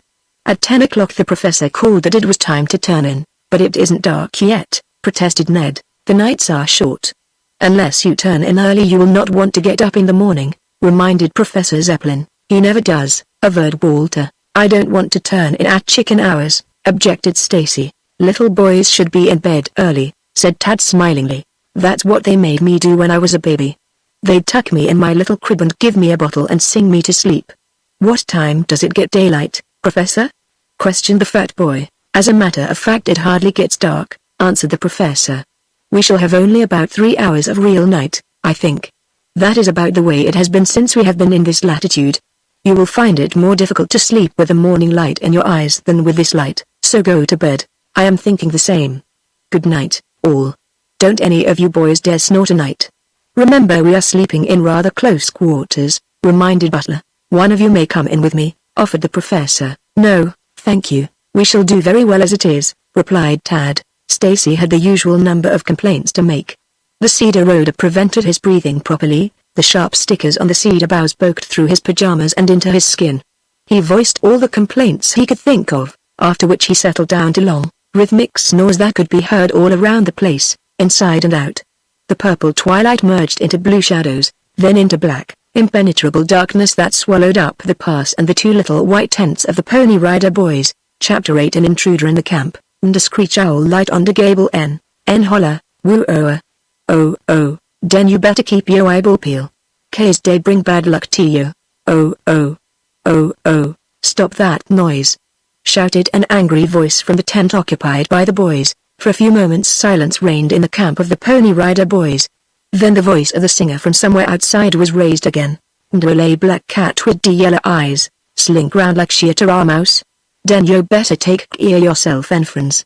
K's days surely a witch in the house, who is making that unearthly noise?" demanded the professor in an irritated voice. "That's Stacy singing," answered Tad politely. "Singing? Yes, sir." "Nonsense. Does he think he can sing?" "Yes, sir, Humphrey.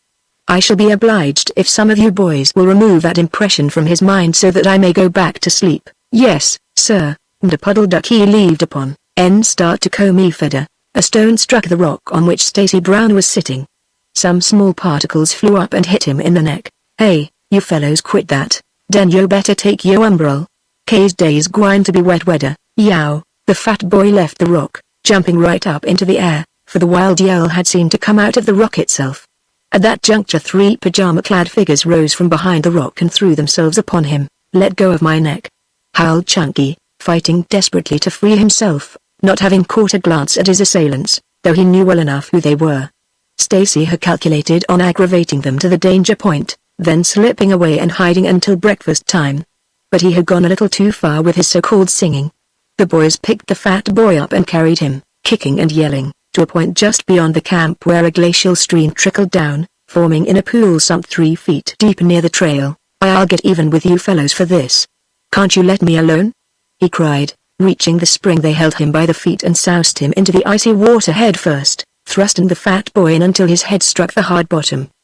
He was howling lustily, howling and choking, when his head was out of water. "You'll need your old umbrella when we have done with you," cried Ned. "You will wake us up at this hour with your unearthly screeching, will you?" demanded Tad. "I reckon the professor will give you a spanking for disturbing his morning slumbers," added Walter Perkins. "That's enough, fellows.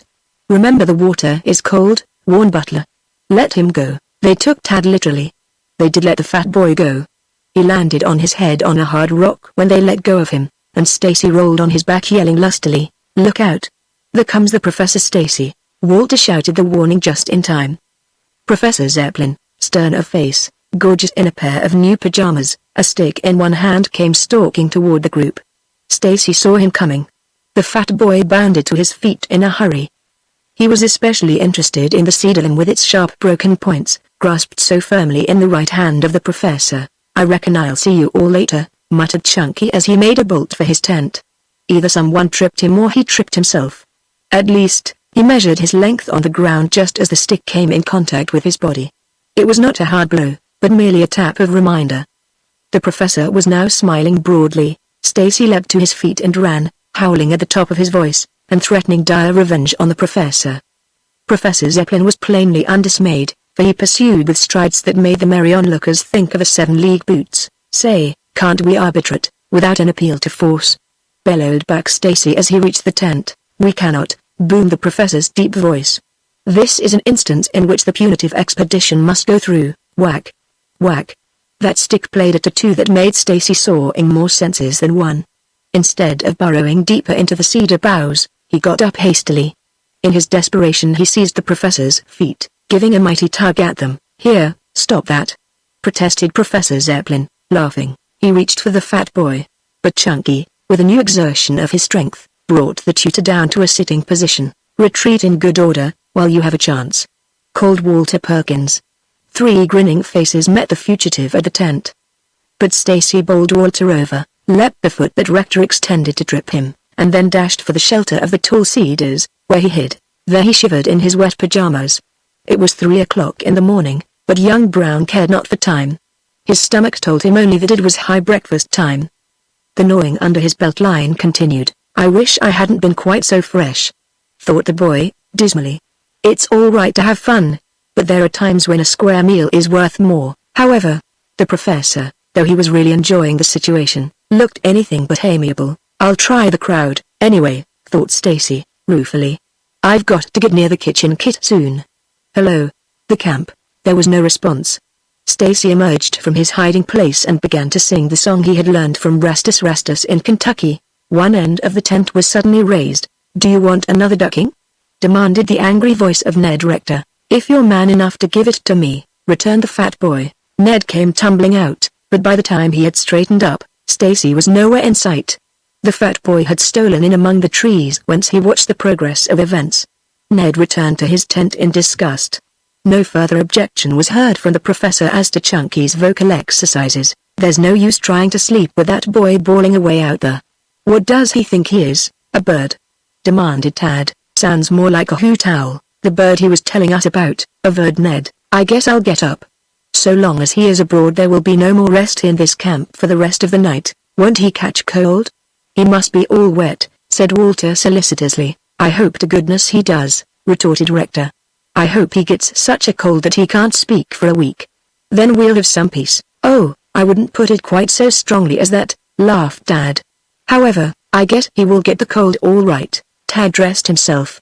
After finishing, he thought to look at his watch and was disgusted to find it was only a few minutes after 3 o'clock. Ned declared that he was going to sleep again if Tad would keep the fat boy quiet. Butler promised to do his best and went out. He looked about for Stacy but failed to see him, so the freckle-faced boy sat down on the rock where Chunky had sat singing. "Hello, Tad," piped a voice behind him, causing Butler to jump a little.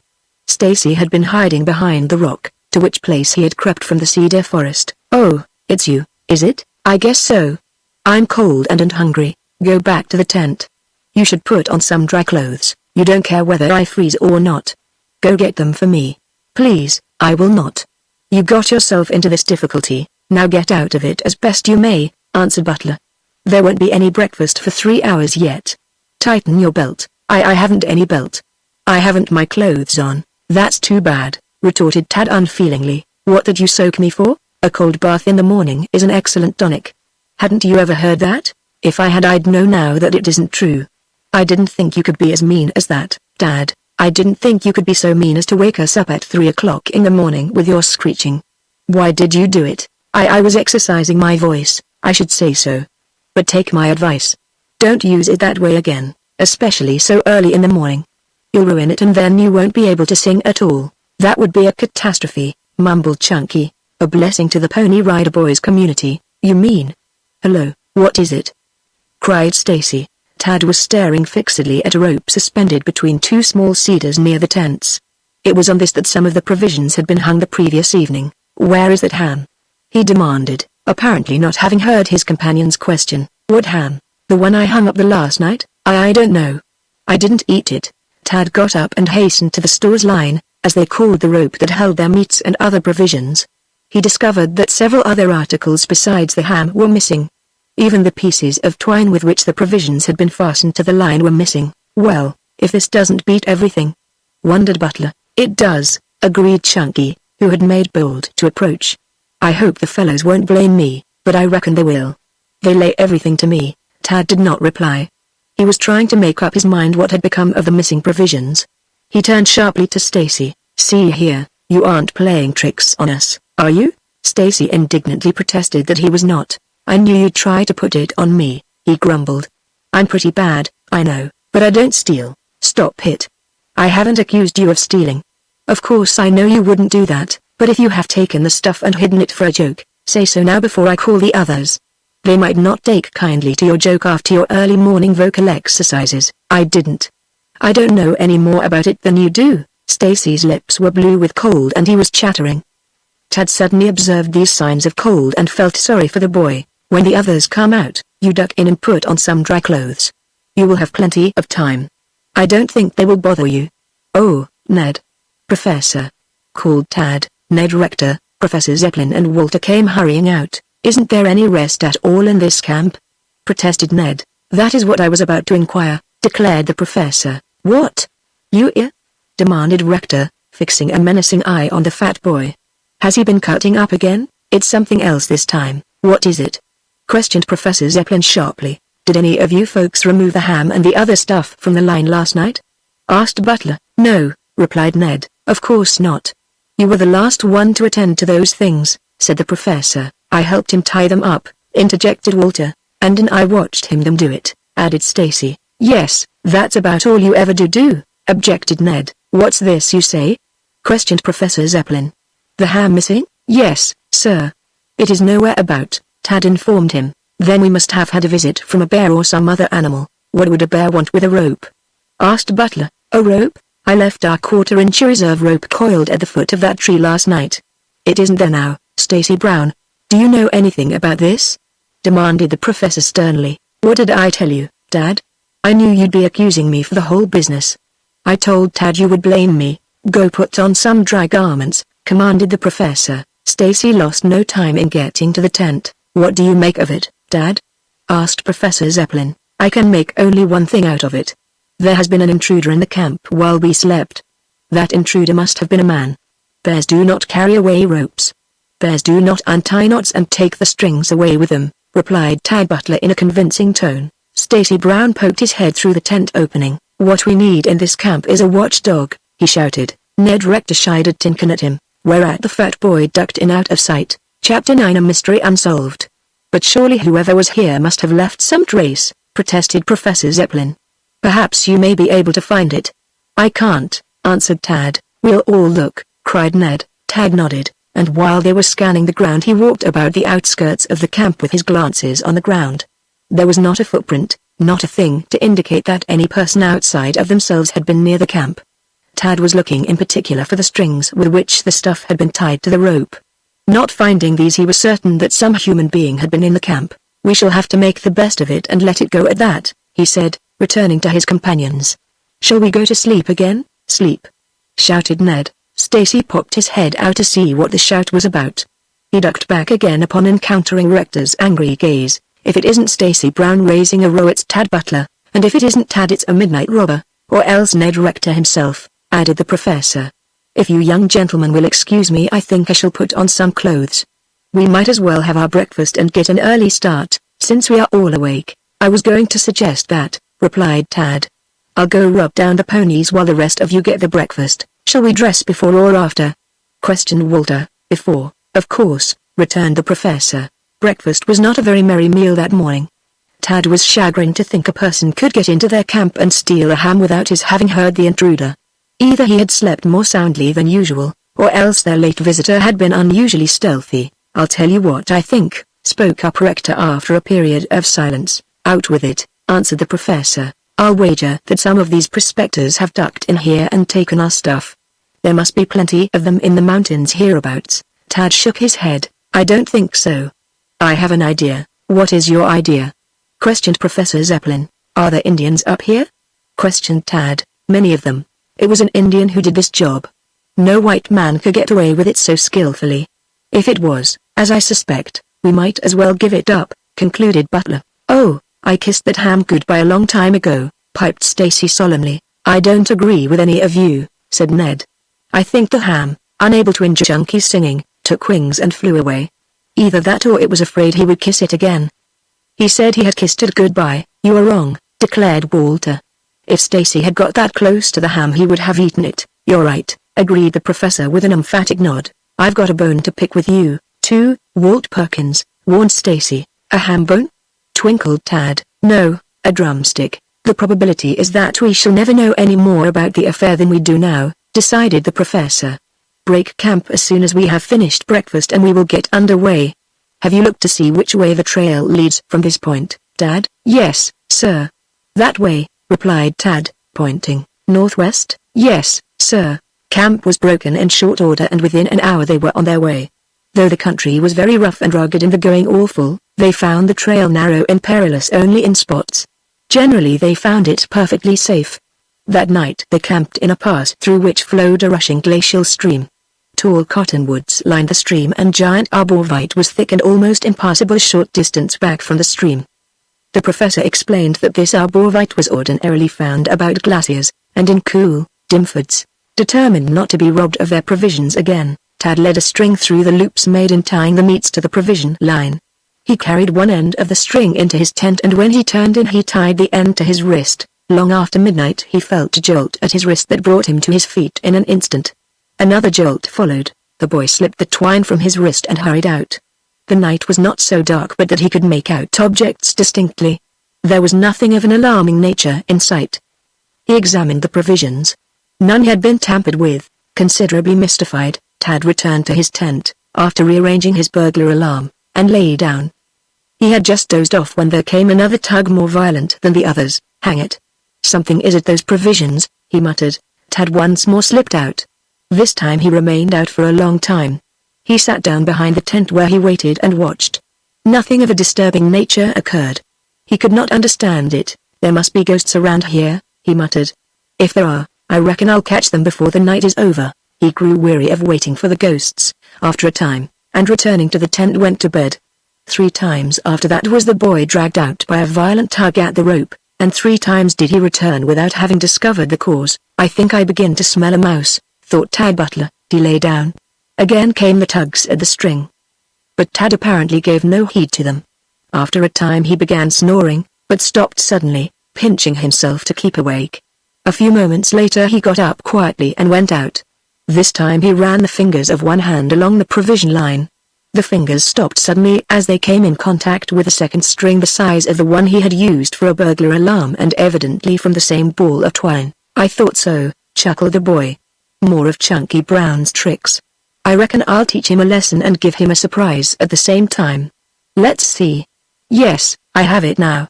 Tad found a 1/4-inch rope. He made a slip noose at one end, working the Honda or knot back and forth until it slipped easily. In reality it was a lasso. He tucked the loop under the rear of the tent, then crawled cautiously in after it.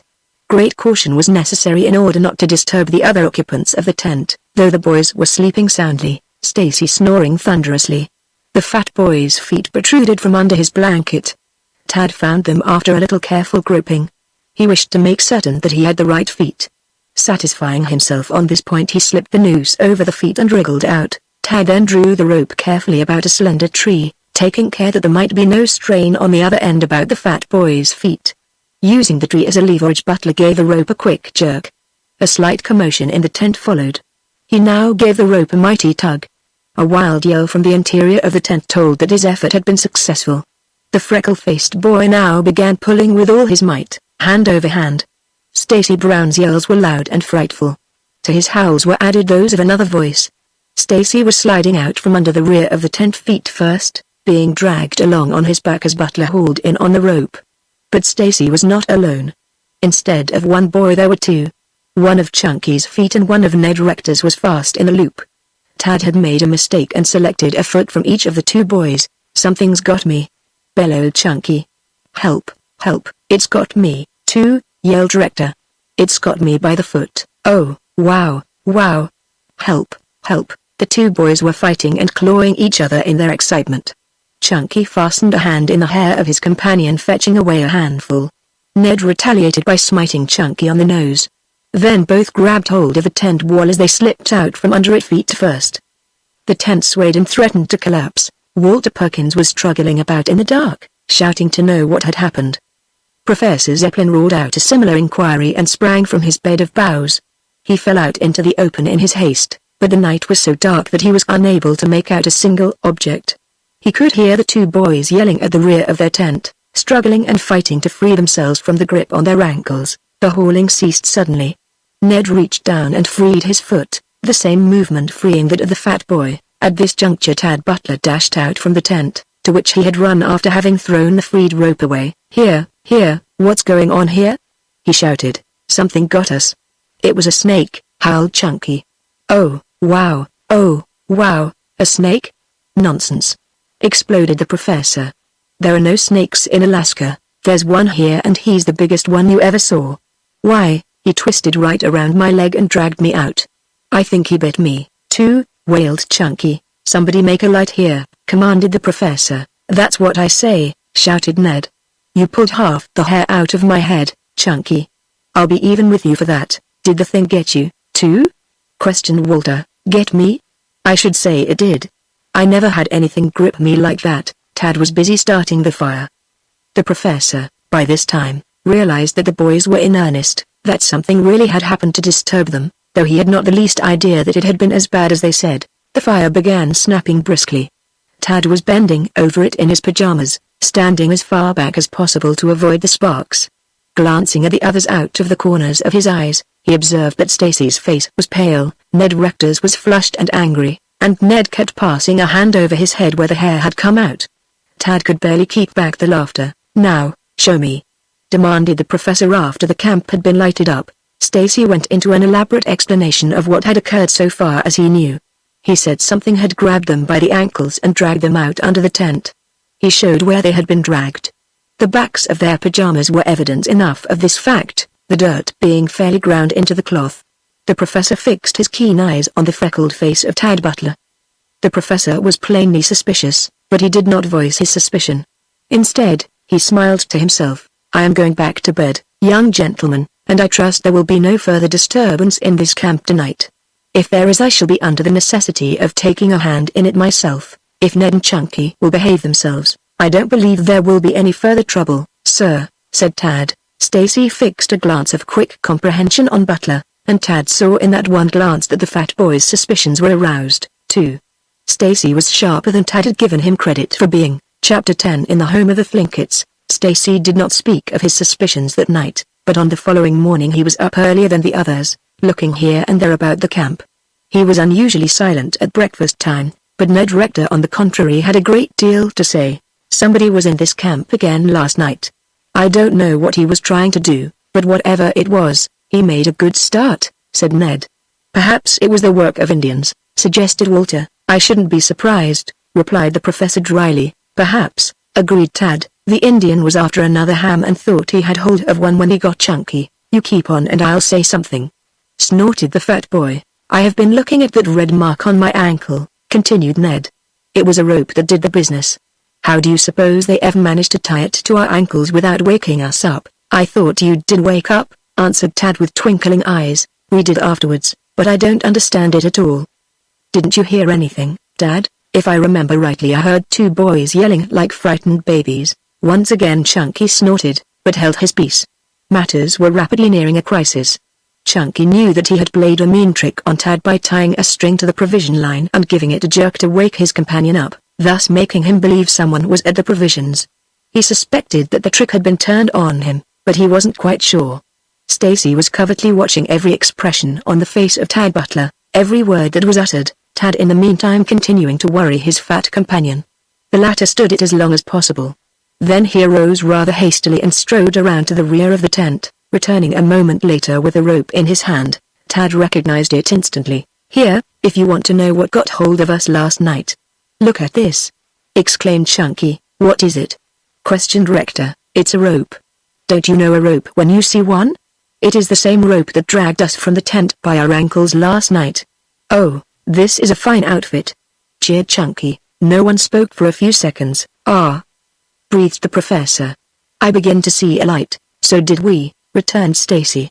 But it wasn't so very light that you could notice it particularly. Ned started up, his face flushing violently. Do you mean to tell me that one of our outfit dragged you and me out by the heels last night? He demanded. Yes, who did it? Cried Rector angrily. I can thrash the fellow who did that. Who is he, I say? Well, I may be wrong, but from the look of his face, I should say that Tad Butler knows something about the affair. Mind you, I'm not saying he did it, but I reckon he knows the man who did, observed Stacy. Tad Butler, did you do that? Demanded Ned. Stacy seems to think I did. Then I've nothing more to say. I thought you were going to whale the fellow who did it, reminded Stacy. I reckon I've changed my mind, muttered Ned. I'll have a talk with Tad later, though. No time like the present, laughed Butler. Young gentleman, enough of this. I am amazed at you, Tad, rebuked Professor Zeppelin. Tell them the rest, Stacy, nodded Tad. The fat boy hung his head. Maybe I was to blame, after all. I reckon Tad was after me, not Ned, admitted Stacy. What had you done? Questioned the professor with a poor attempt at sternness. I tied a string to the provision line. You know Tad had a line tied to it with one end around his wrist so that he would know if an intruder began to interfere with the provisions? Yes. Go on. Well, as I told you, I tied another string to the rope. After Tad got to sleep I pulled the rope. He went out to see what had done it. I guess he didn't find it, for he went out several times after that. Oh, I made him dance a merry dance, chuckled Stacy. By and by I went to sleep. That was the last I knew until I found myself sliding out of the tent on my back. Everyone shouted. Stacy's droll way of telling the story was too much for them. So that was the way of it, eh? Questioned Ned. So Stacy says, nodded Butler. And you didn't mean to drag me out? No, the fellow who did the dragging must have gotten hold of the wrong foot, replied Butler. Then I forgive you. I would endure almost anything for the sake of seeing Chunky get the worst of it. Well, I like that, shouted the fat boy. I'm glad that you, too, got some of the worst of it. Why didn't you tie the rope around his neck while you were about it, Tad? and make a thorough job of it. Nevertheless, Stacy was set upon having his revenge on Tad, even though he was himself to blame for the trick that had been played on him. The sun shone over the camp of the Pony Rider Boys a few hours later, and the rough hike was again taken up. It was the middle of the 5th day after the roping experience when the boys first caught sight of Yakutat Bay. Huge cakes of floating ice were being thrown up into the air by the strong gale that swept in from the Pacific. The whitened ice in strong contrast with the black sands of the beach, towering above it all, nearly 5 miles in the air, stood Mount St. Elias glistening in the midday sun. Rushing streams roared down the sides of the mountain, thundering through deep gorges cut into the rocks through perhaps thousands of years of wear. It was a tremendous spectacle, exceeding in impressiveness anything the boys had ever looked upon. At their feet lay the wreck of the rude cabins of the early Thlinkit Indians. There was no sign of any other village. The masts of a few small schooners were visible on the southern side of the bay. It was in this part of the waters that ships came to anchor. Here they were not exposed to the heavy swell from the Pacific, being sheltered by islands on the southern side. An Indian wrapped in a gaudy blanket went striding stolidly past the Pony Rider party. "Will you tell us where the town is?" called Tad. Without looking at the questioner, the Indian pointed up the hill to the right. "He means on top of the mountain," interpreted Stacy. "No. There is a trail leading up through the trees," answered Tad. "But it can't be much of a settlement. There must be quite a town here," said the professor. "I have read that in the year 1796 the Russians established a penal colony here, having erected quite a plant. A city was laid out at the time, though I think I have heard that the penal buildings were burned down. But we shall find out more when we get to it." The climb was a stiff one, almost straight up, it seemed to the boys. 3 miles of this through a forest-bordered trail brought them to the village. "This certainly is some town," laughed Dad. They saw before them a general store, 2 or 3 shops that looked as if they were for the purpose of supplying miners' outfits, with a few scattering cottages here and there. To the left they could make out the smoke from the new Thlinkit village. Squaws from the latter were sitting about the village street weaving baskets.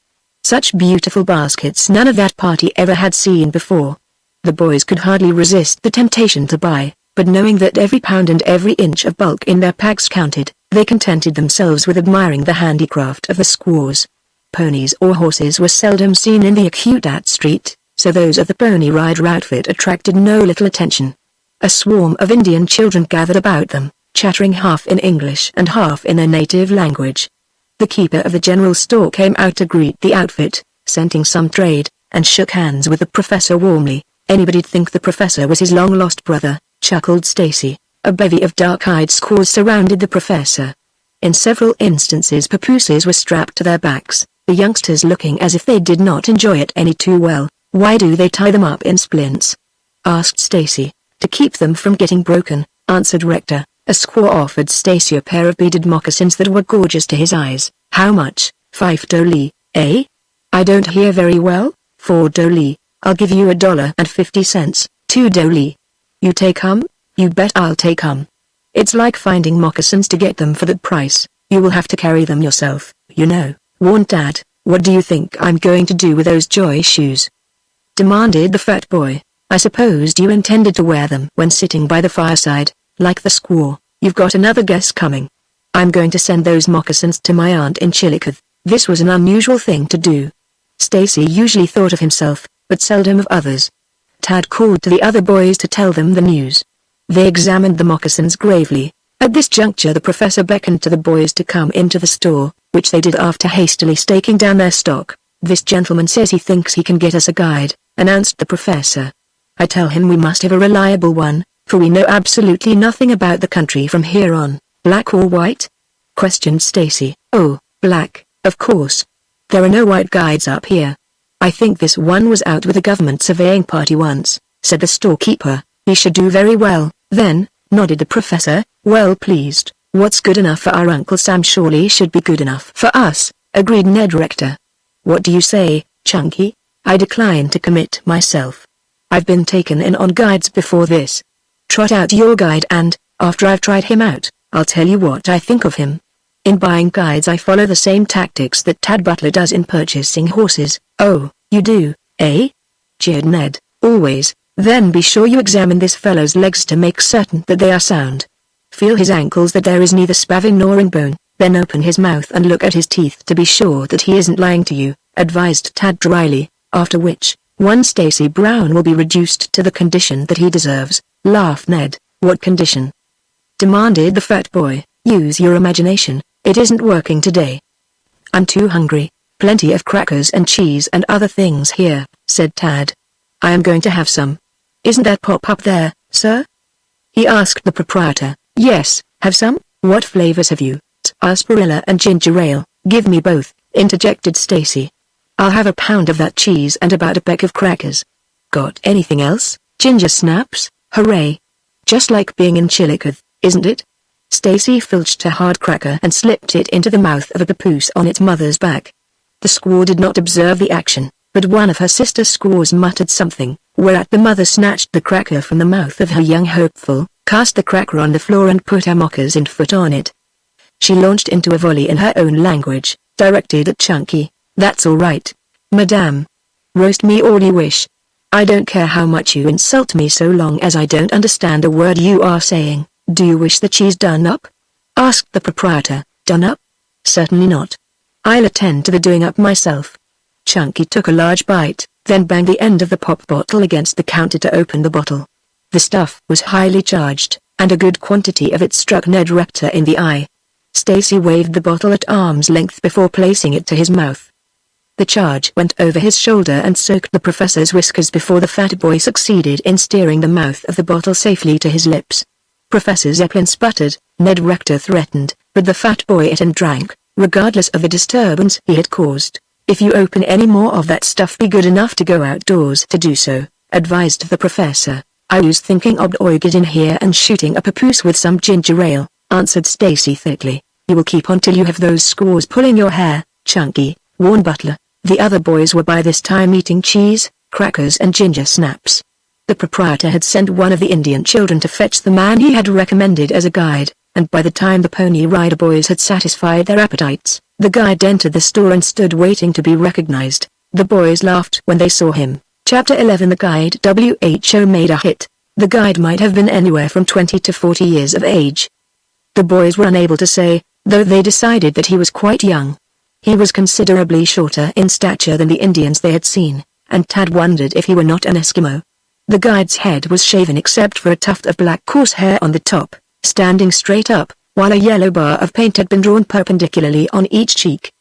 He wore a shirt that had once been white, a pair of trousers, one leg of which extended some 6 inches below the knee, the other as far above the knee of the other leg. Over his shoulders drooped a blanket of gaudy color. The guide's feet were clad in the mukluks worn both in summer and winter. Taking him all in all, the man was a smile-producing combination. Are you a guide? Asked the professor. Me guide. How old are you? 20 year. I think that is about it, said the storekeeper. These natives never know their age exactly. You look to me more like an Eskimo than an Indian, observed Professor Zeppelin. Me and you at Sea-Wash. You savvy me? Stacy scratched his head. Tell him to talk United States, suggested the fat boy. What is your name? Asked Tad. Anvik. Me smart man, savvy? Me educate Jesuit mission. Me pilot Chilkoot, white horse, caribou, me savvy all over. Do you know how to cook? Questioned the professor. Eat cook all time. Me savvy cook. You don't savvy any cooking for me, declared Stacy. You will think differently about it when you are hungry. Remember, you are full of cheese and crackers now, answered Rector. You have been out with the white men surveying, I am told, resumed the professor. Anvik nodded solemnly. Big snow no trail, big mountains. White men get lost. Anvik find, Anvik no trail. Anvik big pilot. Me take come to Ikojamet when Yukon ice get hard so man can go safe with dog team. Big feast, big feed, tell heap big stories, big dance. Oh, heap big time. Inuit go, plenty in garlic go. Me got pony, too. By from in garlic man, according to his story he seems to be the big noise up here, muttered Ned Rector. He has a pony. That is one point in his favor, said Tad. Wait till you see it before you call it a pony, advised Stacy. Me got gun, too. Me shoot. Bang, Stacy staggered back, clapping a hand to his forehead. I'm shot. He cried dramatically. Stacy, do restrain yourself until we get out on the trail again, begged the professor. Me make snare. Me catch big game in snare. Me heap big pilot. Me in garlic. Have some cheese, urged Chunky, passing a chunk to the now squatting Indian. Without the least change of expression, the Indian thrust the chunk into his mouth and permitted it to lie there, bulging out the right cheek. "Do you think this man will do, sir?" asked Professor Zeppelin, turning to the storekeeper. "He will have to if you want a guide. He is the only fellow here who has ever acted in that capacity. So far as I know, we would prefer to have a white man." The proprietor shook his head. "White men mostly are up in the gold country, Dawson, Nome, all over. Isn't the gold in this part, too?" questioned Tad. "Yes, there's gold everywhere. You can go down and pan out gold in the black sands on the beach here. But what's the use? There is more money to be made in other ways in this country, unless you are lucky enough to strike it rich before you have spent a fortune locating the claim." "Where you go?" demanded Anvik. Northwest from here. We want to get into the wildest of the country and we don't want to get lost. Me no lose. Maybe me find gold." "Ah, we are not looking for gold," replied the professor. "We are always looking for gold," corrected Stacy. "If you know where there is gold, you just lead me to it and I'll be your brother for life." "Me show, I take back all I said about this gentleman," announced Chunky. "If the half that he says is true, he is worth several times the price he asks." "How much does he ask?" inquired Rector. "I don't know," replied the fat boy. "He's cheap at the price, anyway." "When you mush?" demanded Anvik. "We don't have mush. We have bacon and beans, and tin biscuit and coffee, and plenty of other things, but no mush," answered the professor. The storekeeper laughed heartily. "He doesn't mean something to eat. Mush means march or move, a corruption of the French-Canadian marker. He means when are you going to set out?" "Oh!" exclaimed the professor. "I thought you were an Indian." "Professor?" said Tad laughingly. "I guess if we depend upon you for interpreter we shall get left." "Of course I don't understand this jargon." "Of course you don't," agreed Butler. "I doubt if any other persons do outside of the locality itself. You see, this jargon is purely local and that's what the doctor said about a pain I had once," interjected Stacy. "But it hurt just the same." "Anvik, we would like to start this afternoon, if you are ready," announced the professor. The Indian shook his head. "No mush today." "Mush tomorrow." "Why not today? Inua him angry today." "Who is Inua?" demanded the professor, bristling. "We do not care who is angry. That has nothing to do with us. He means the mountain spirits," explained the storekeeper. "Eh?" questioned Chunky. "Mountain spirits. He means spirits in the air," explained Butler. "We are not afraid of spirits, Anvik." "Anvik no like. How do you know Inua is abroad?" asked the professor, now curious to know more of the native superstitions. "Siam, where?" "On Big Mountain," indicating Mount St. Elias with a sweeping gesture. "He won't go until tomorrow. If you want him you will have to wait," the storekeeper informed them. "Then I suppose we shall have to wait," reflected Professor Zeppelin. "It may be an excellent idea after all. We can pitch camp in the village and acquaint our guide with our methods of doing things." "Anvik, do you know how to put up tents and make camp?" "Me make ilu, fine ilu. Snow no get in, cold no get in, Inua no get in." "How about rain?" put in Stacy. "Rain no get in." "That's all right, then. We don't care whether the snow gets in or not, but we don't want to have to swim out of our ilus in the middle of the night. One is liable to get wet, you know," reminded Brown. The professor arranged the wages with Anvik, calling upon the storekeeper to witness the bargain and put it in writing. The professor then directed the boys to take the new guide out and begin his instruction in the ways of the Pony Rider Boys. The professor remained to purchase necessary stores and supplies, consulting the proprietor as to what would be needed on the journey. The advice of the storekeeper was helpful in aiding the professor to take only such equipment and supplies as would be absolutely necessary. Anvik went to the Indian village to bring his pony. The boys in the meantime starting off to pick a campsite. "One thing, boys, we mustn't play tricks on Anvik," reminded Tad. "I have an idea that he hasn't much of a sense of humor. He might lose his temper and run away and leave us after we were deep in the interior of the country." "Do you know, I don't believe he is an Indian at all," asserted Ned Rector. "Neither an Indian nor a white man," suggested Stacy wisely. "I think he is an Esquimau," spoke up Walter. "What's the odds?" "We don't care what his race is so long as he answers our purpose," declared Butler. "He says he is an Inuit, and I believe him," said Stacy Brown with emphasis. "An Inuit, you mean," corrected Tad. "That's it, an Inuit, and that's what I did." "There he comes," cried Walter. The Indian was leading a pony that looked as if it had not felt a brush or comb since its birth, but Tad's discerning eye noted that the little animal was hardy and well-conditioned. though of evident temper. Does he kick? Asked the boy, as Anvik tied his man to a tree. Him kick like buck caribou. Him kick all time, both ways. We'll hopple him if he does, said Tad. Be sure that you tie him so he doesn't kick our ponies, Anvik. We can't have anything of that sort. If he persists in kicking, I'll see if I can't break him of it. You horse shaman? Asked Anvik. Yes, he's ashamed of his horse, that's it, chuckled Stacy. Tad's face wore a puzzled look, which a few seconds later gave place to a smile of understanding. Oh. You mean, am I a horse doctor? Is that it? Ah, that's what he is. Anvik has got you properly located this time. Ha, ha. Laughed Chunky. Come, boys, unpack. We must give our guide his first lesson.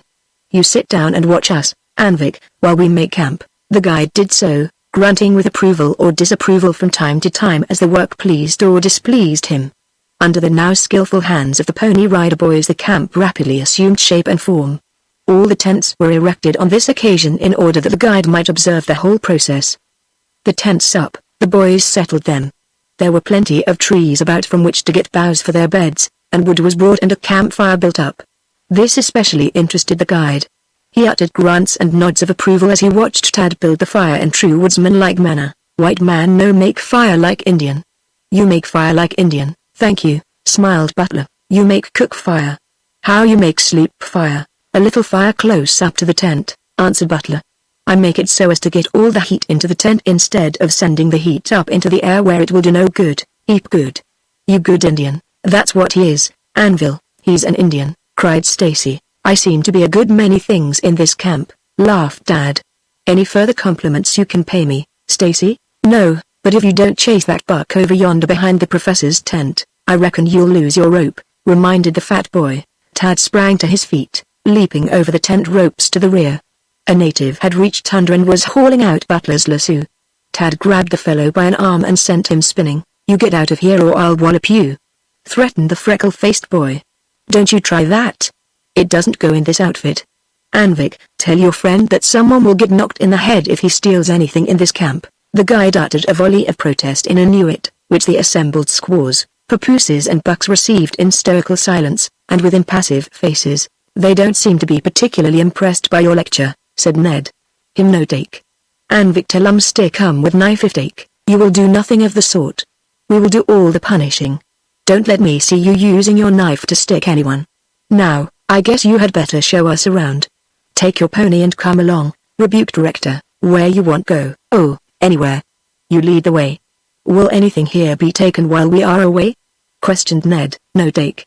Anvik stay come if take. You're a savage, that's what you are, declared Chunky. The boys got on their ponies, while Anvik, after letting his blanket slip to his waist, started away at a stride that the ponies had to trot to keep up with. Chapter 12 and the Heart of Nature. That night the Indian slept rolled in his blanket with feet close to the campfire in true Indian style. He neither moved nor made a sound all night long so far as the boys knew, but just as the dawn was graying the skies between the great white glaciers, he was up and striding, away on some pilgrimage of his own. He did not return until 2 hours later. When the boys awoke, Anvik was sitting before the fire with both hands clasped about his bunched knees. Good morning, greeted Tad, who was the first to emerge from the tents. Huh, answered the guide. Is the mountain spirit willing that we should make a start this morning? Him gone, answered the Indian. Where? Not know. Maybe Yukon, maybe Caribou, with a wave of his hand that encompassed all the territory to the north of them. You mush by and by, very soon. We will have breakfast now, then we will get underway. Anvik nodded and grunted, then, straightening up, let fall his blanket and began preparing the things for breakfast. One by one the Pony Rider boys appeared, stretching themselves and yawning. A wash in an icy spring close at hand awakened them instantly. Stacy was the last to emerge from his tent. He sniffed the air, then turned up his nose. Bacon. He grumbled disgustedly. Don't you like it? Asked Tad. I was thinking last night that if I keep on eating bacon for many months more I'll be growing a pork rind in my stomach. You don't have to eat the bacon unless you want to, Chunky. Yes, I do. It's either that or starve, and Stacy Brown never will starve so long as there is anything to eat in the shop. Where's the bathroom? I want to Washington, over yonder, and don't you wash where we get our breakfast water if you know what's good for you. All water looks alike to me, answered the fat boy. walking rather unsteadily toward the spring, rubbing his eyes. Breakfast that morning was rather a hurried affair, for there was much to be done. The supplies had been brought up from the store the night before, so there was no need to wait for the place to open, and Anvik proved to be quite handy in striking camp, needing few instructions. He remembered well all that had been told him the previous day. They got away early. As before, the guide disdained to ride his pony. He trotted along ahead, leading the little animal until some 5 miles beyond the village, when he leapt to the pony's back, and with a shrill yip, yip, sent it galloping ahead. This made the boys laugh. They did not laugh for long, however. A mile beyond this they swerved from the trail that led up parallel with the border between the United States and the Canadian possessions and struck straight into the wilds. "Say, where's the trail?" demanded the perspiring Stacy when the going became so rough that the greater part of the time they were obliged to walk, leaving their ponies to get along as best they might. "There is no trail. This is the trackless wilderness," replied Butler. "There is time to go back if you wish to." "No, I don't want to go back." Ere that day was ended, Chunky almost wished he had gone back while he had the opportunity. Time and time again they were obliged to haul their ponies up the steep sides of rocks by main force. Fortunately, the little animals, used to mountain climbing, were unaffected by dizzy heights or dangerous crossings, and picked their way almost daintily. The boys were perspiring and red of face, but happy. They thoroughly enjoyed this wild traveling. It went beyond anything they had ever experienced. "I hope you are satisfied," panted the professor when at noon they stopped on a little plateau from which gulches fell away on all sides, leaving them, as it were, on a magic island high in the air. "I sincerely hope it is wild enough for you young gentlemen, not any too much so." "Professor," answered Tad, "I could stand it a lot wilder. At the present rate you will have it that way." They built a fire and cooked a light meal, after which all hands lay down for an hour, with the exception of Anvik, who sat bunched in his now familiar brooding position, gazing off into space. As he sat thus, his far-seeing eyes discovered something, but he did not change countenance. He simply sat in dreamy-eyed silence. Perhaps what he saw did not interest him. A column of white smoke had attracted his attention.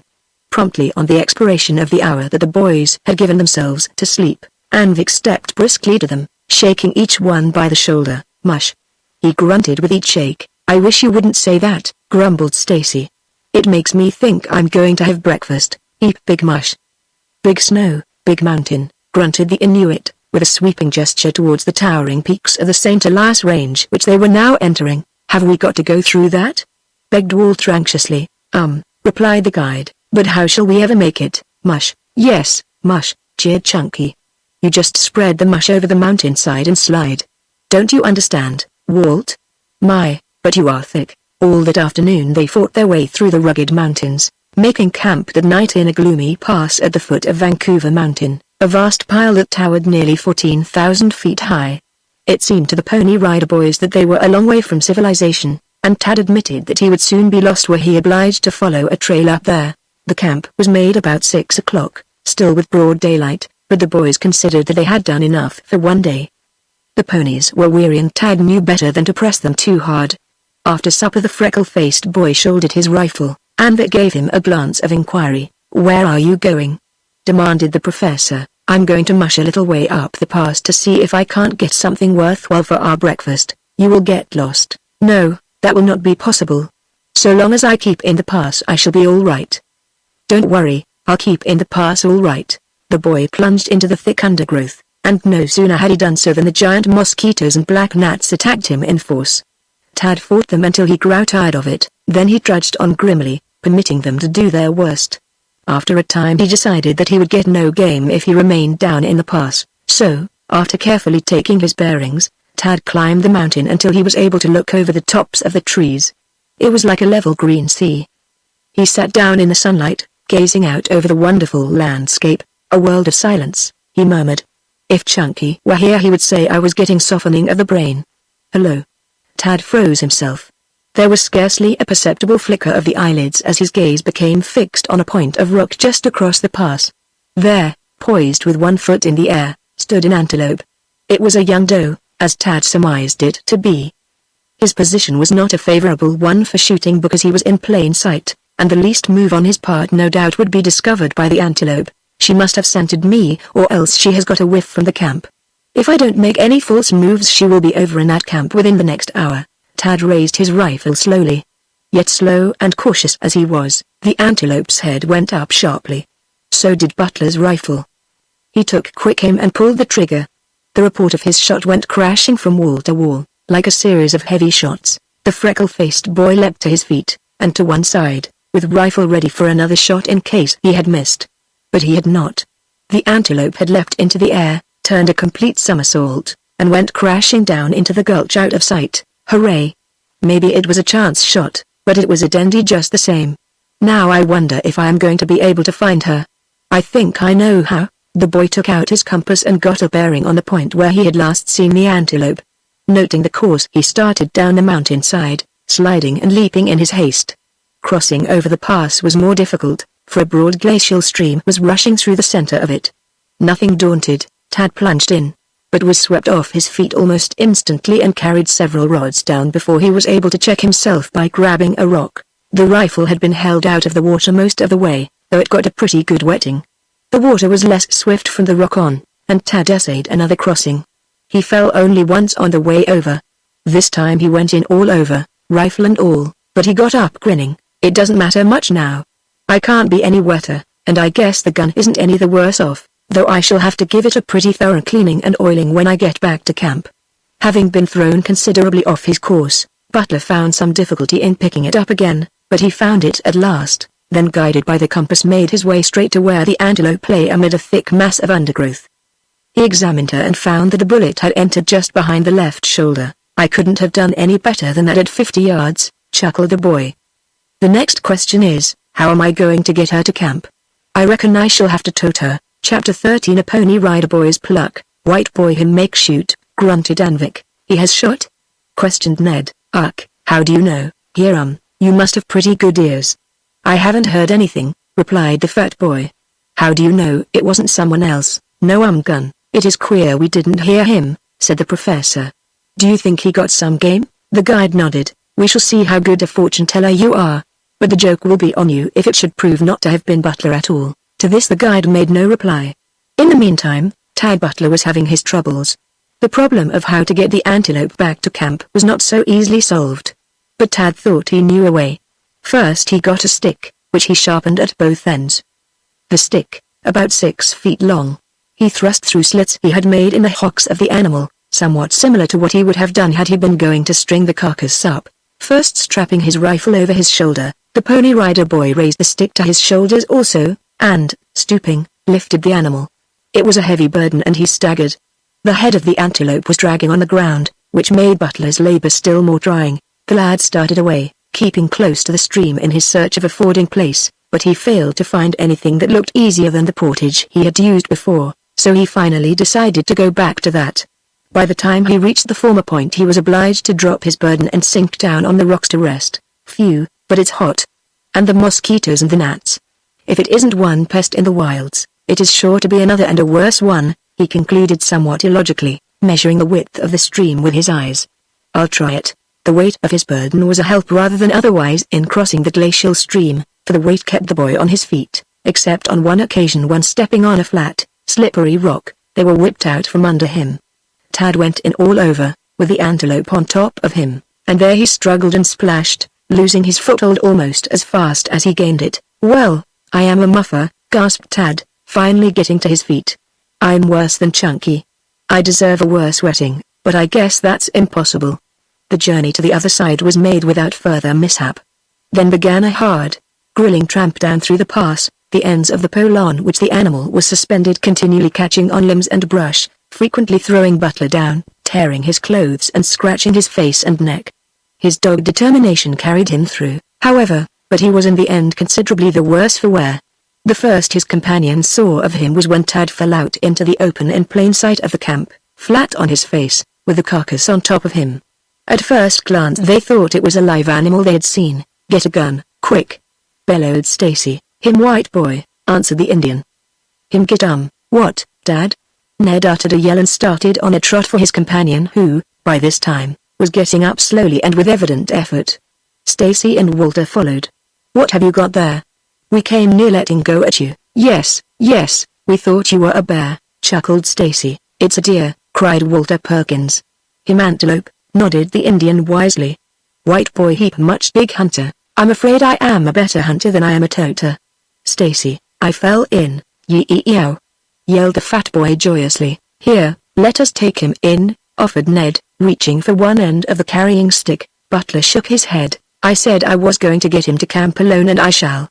But protested Ned, oh, let him carry the beast if he wants to. Tad likes to work, laughed the fat boy, which is a heap sight more than may be said of some persons we know of, returned Ned.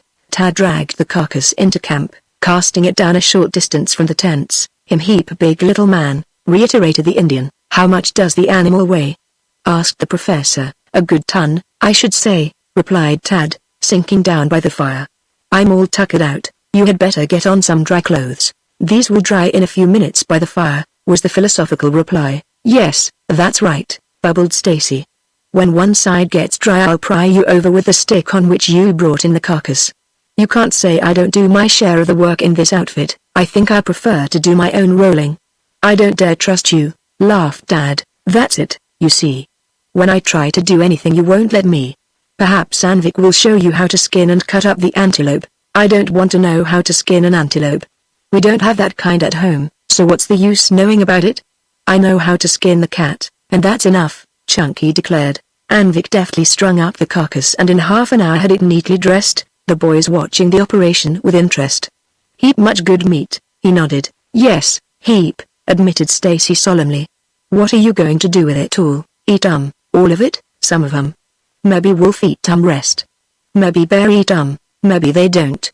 Maybe Stacy Brown will eat if there is any left when my hungry friends get through with it tomorrow, jeered the fat boy.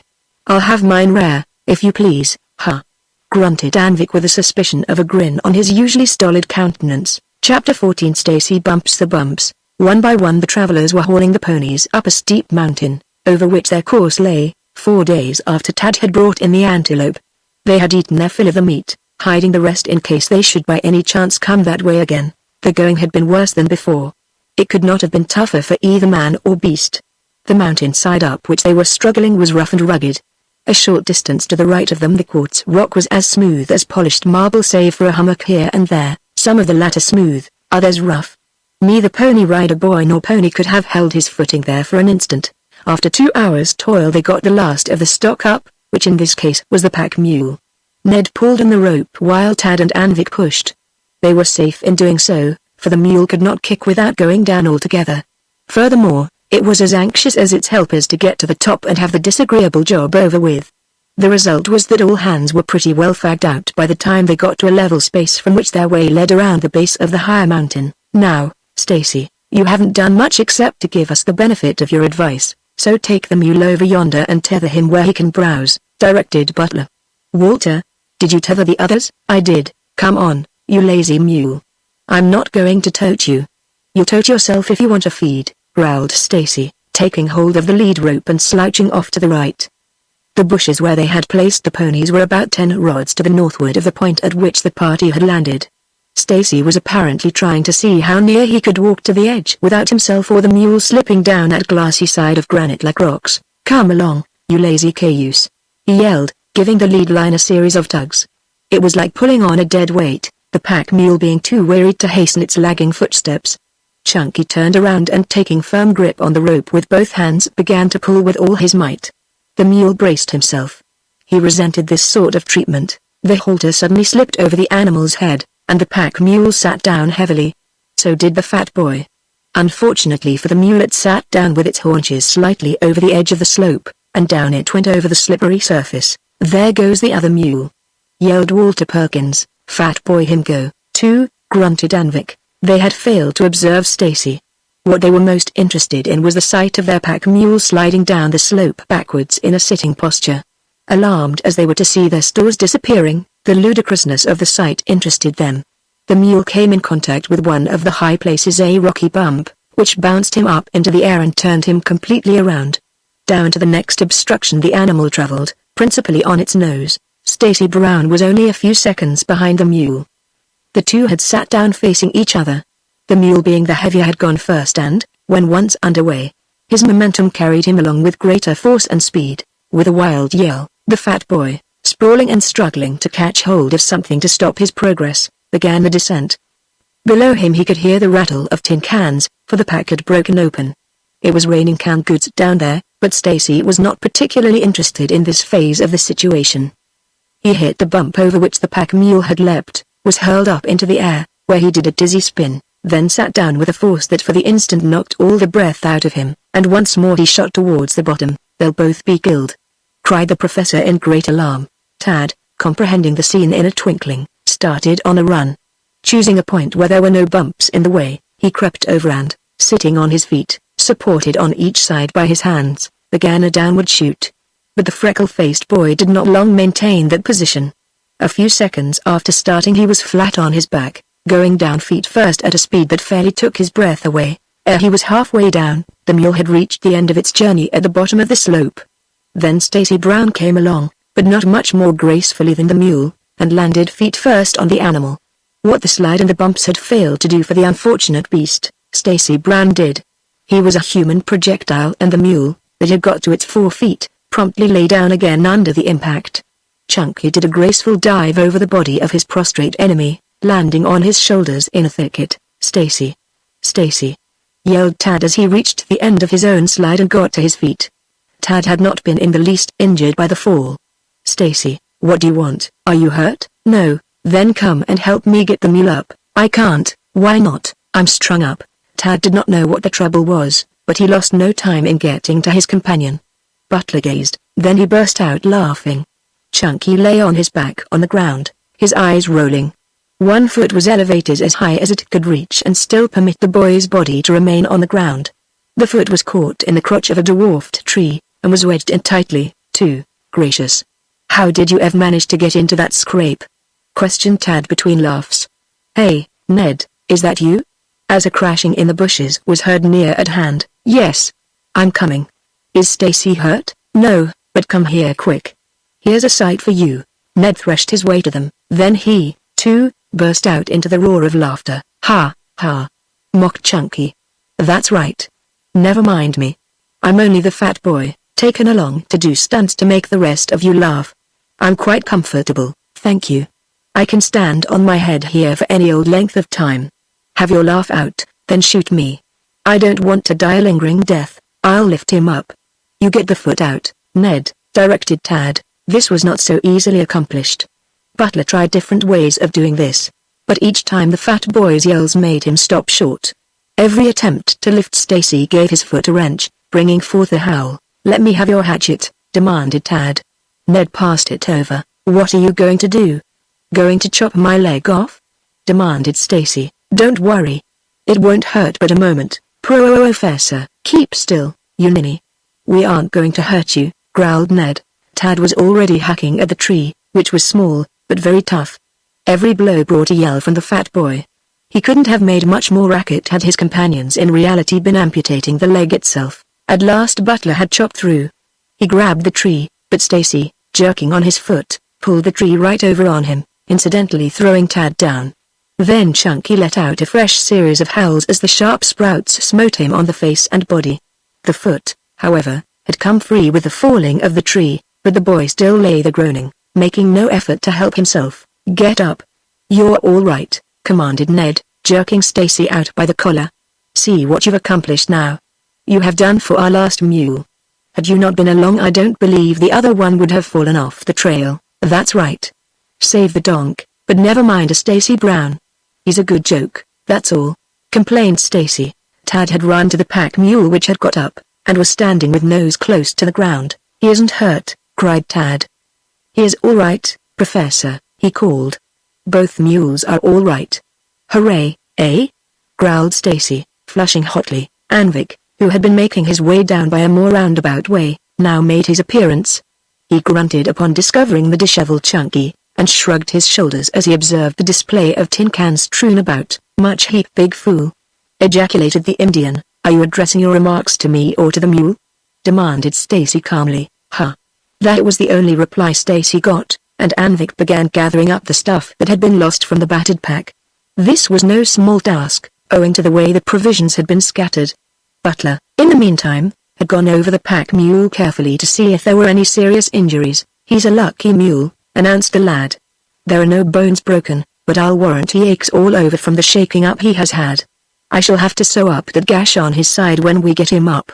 Let's get started and boost him up, then, urged Rector. No, let the beggar rest. I haven't the heart to drag him up that mountain again until he recovers from the shock. We'll tether him and help Anvik get the provisions up first.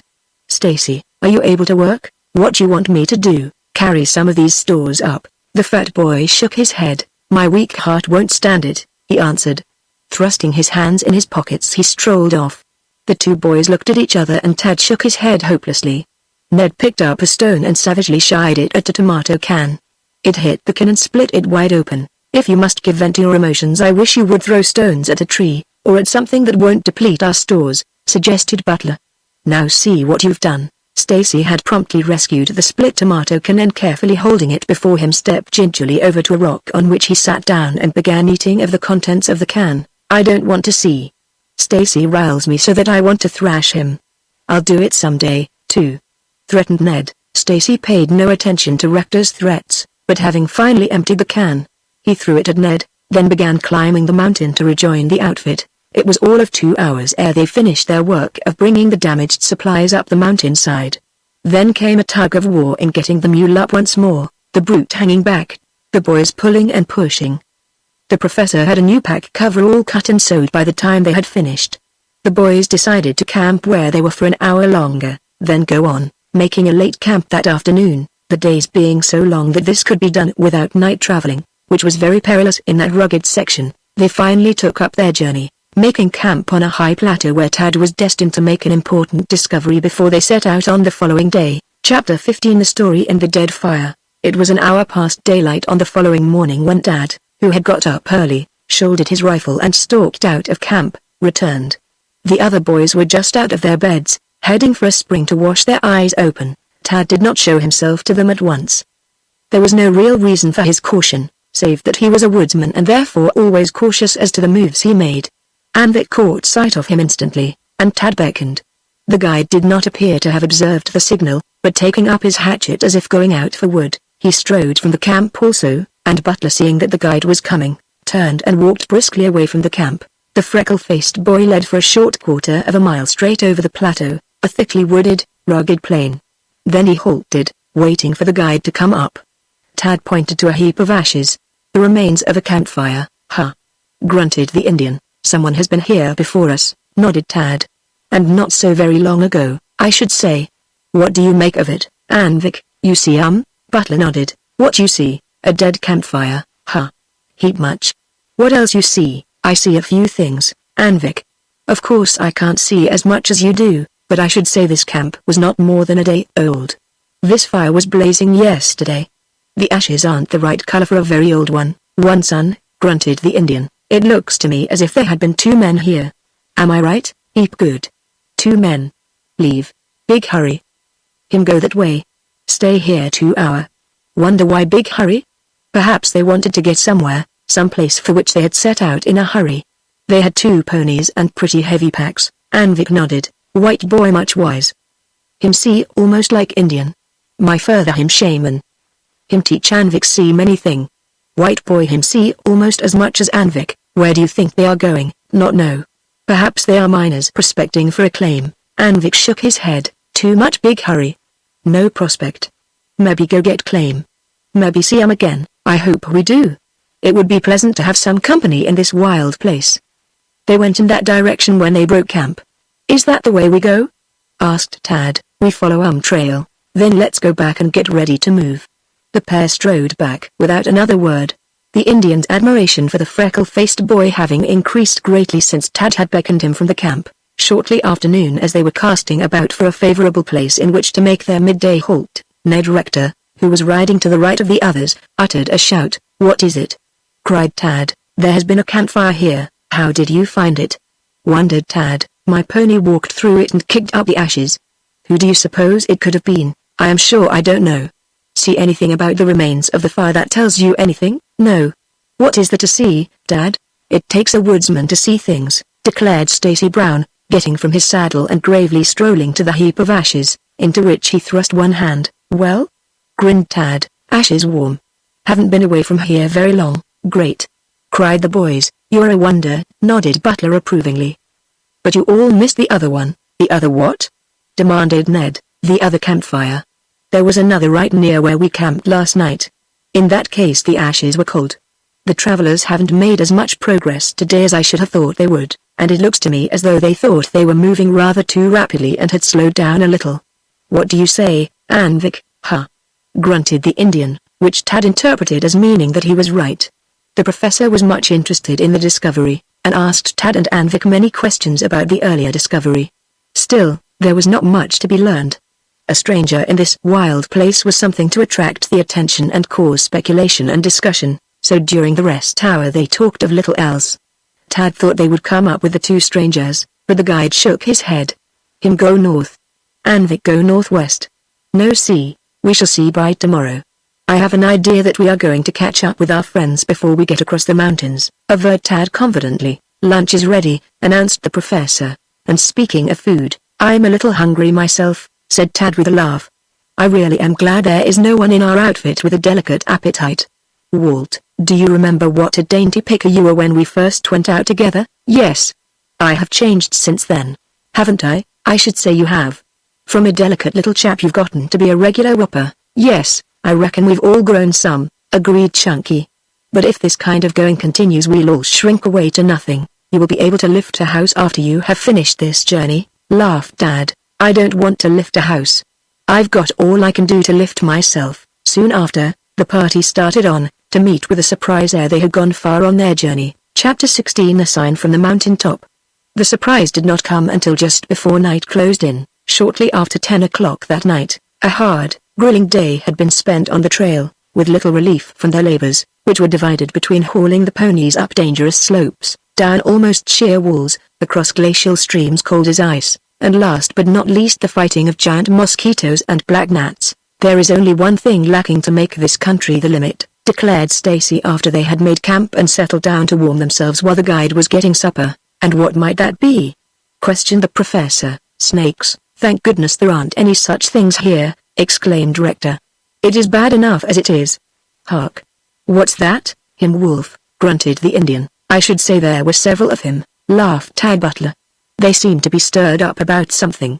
Are they timber wolves, Anvik? The guide nodded and grunted. Are you afraid of wolves?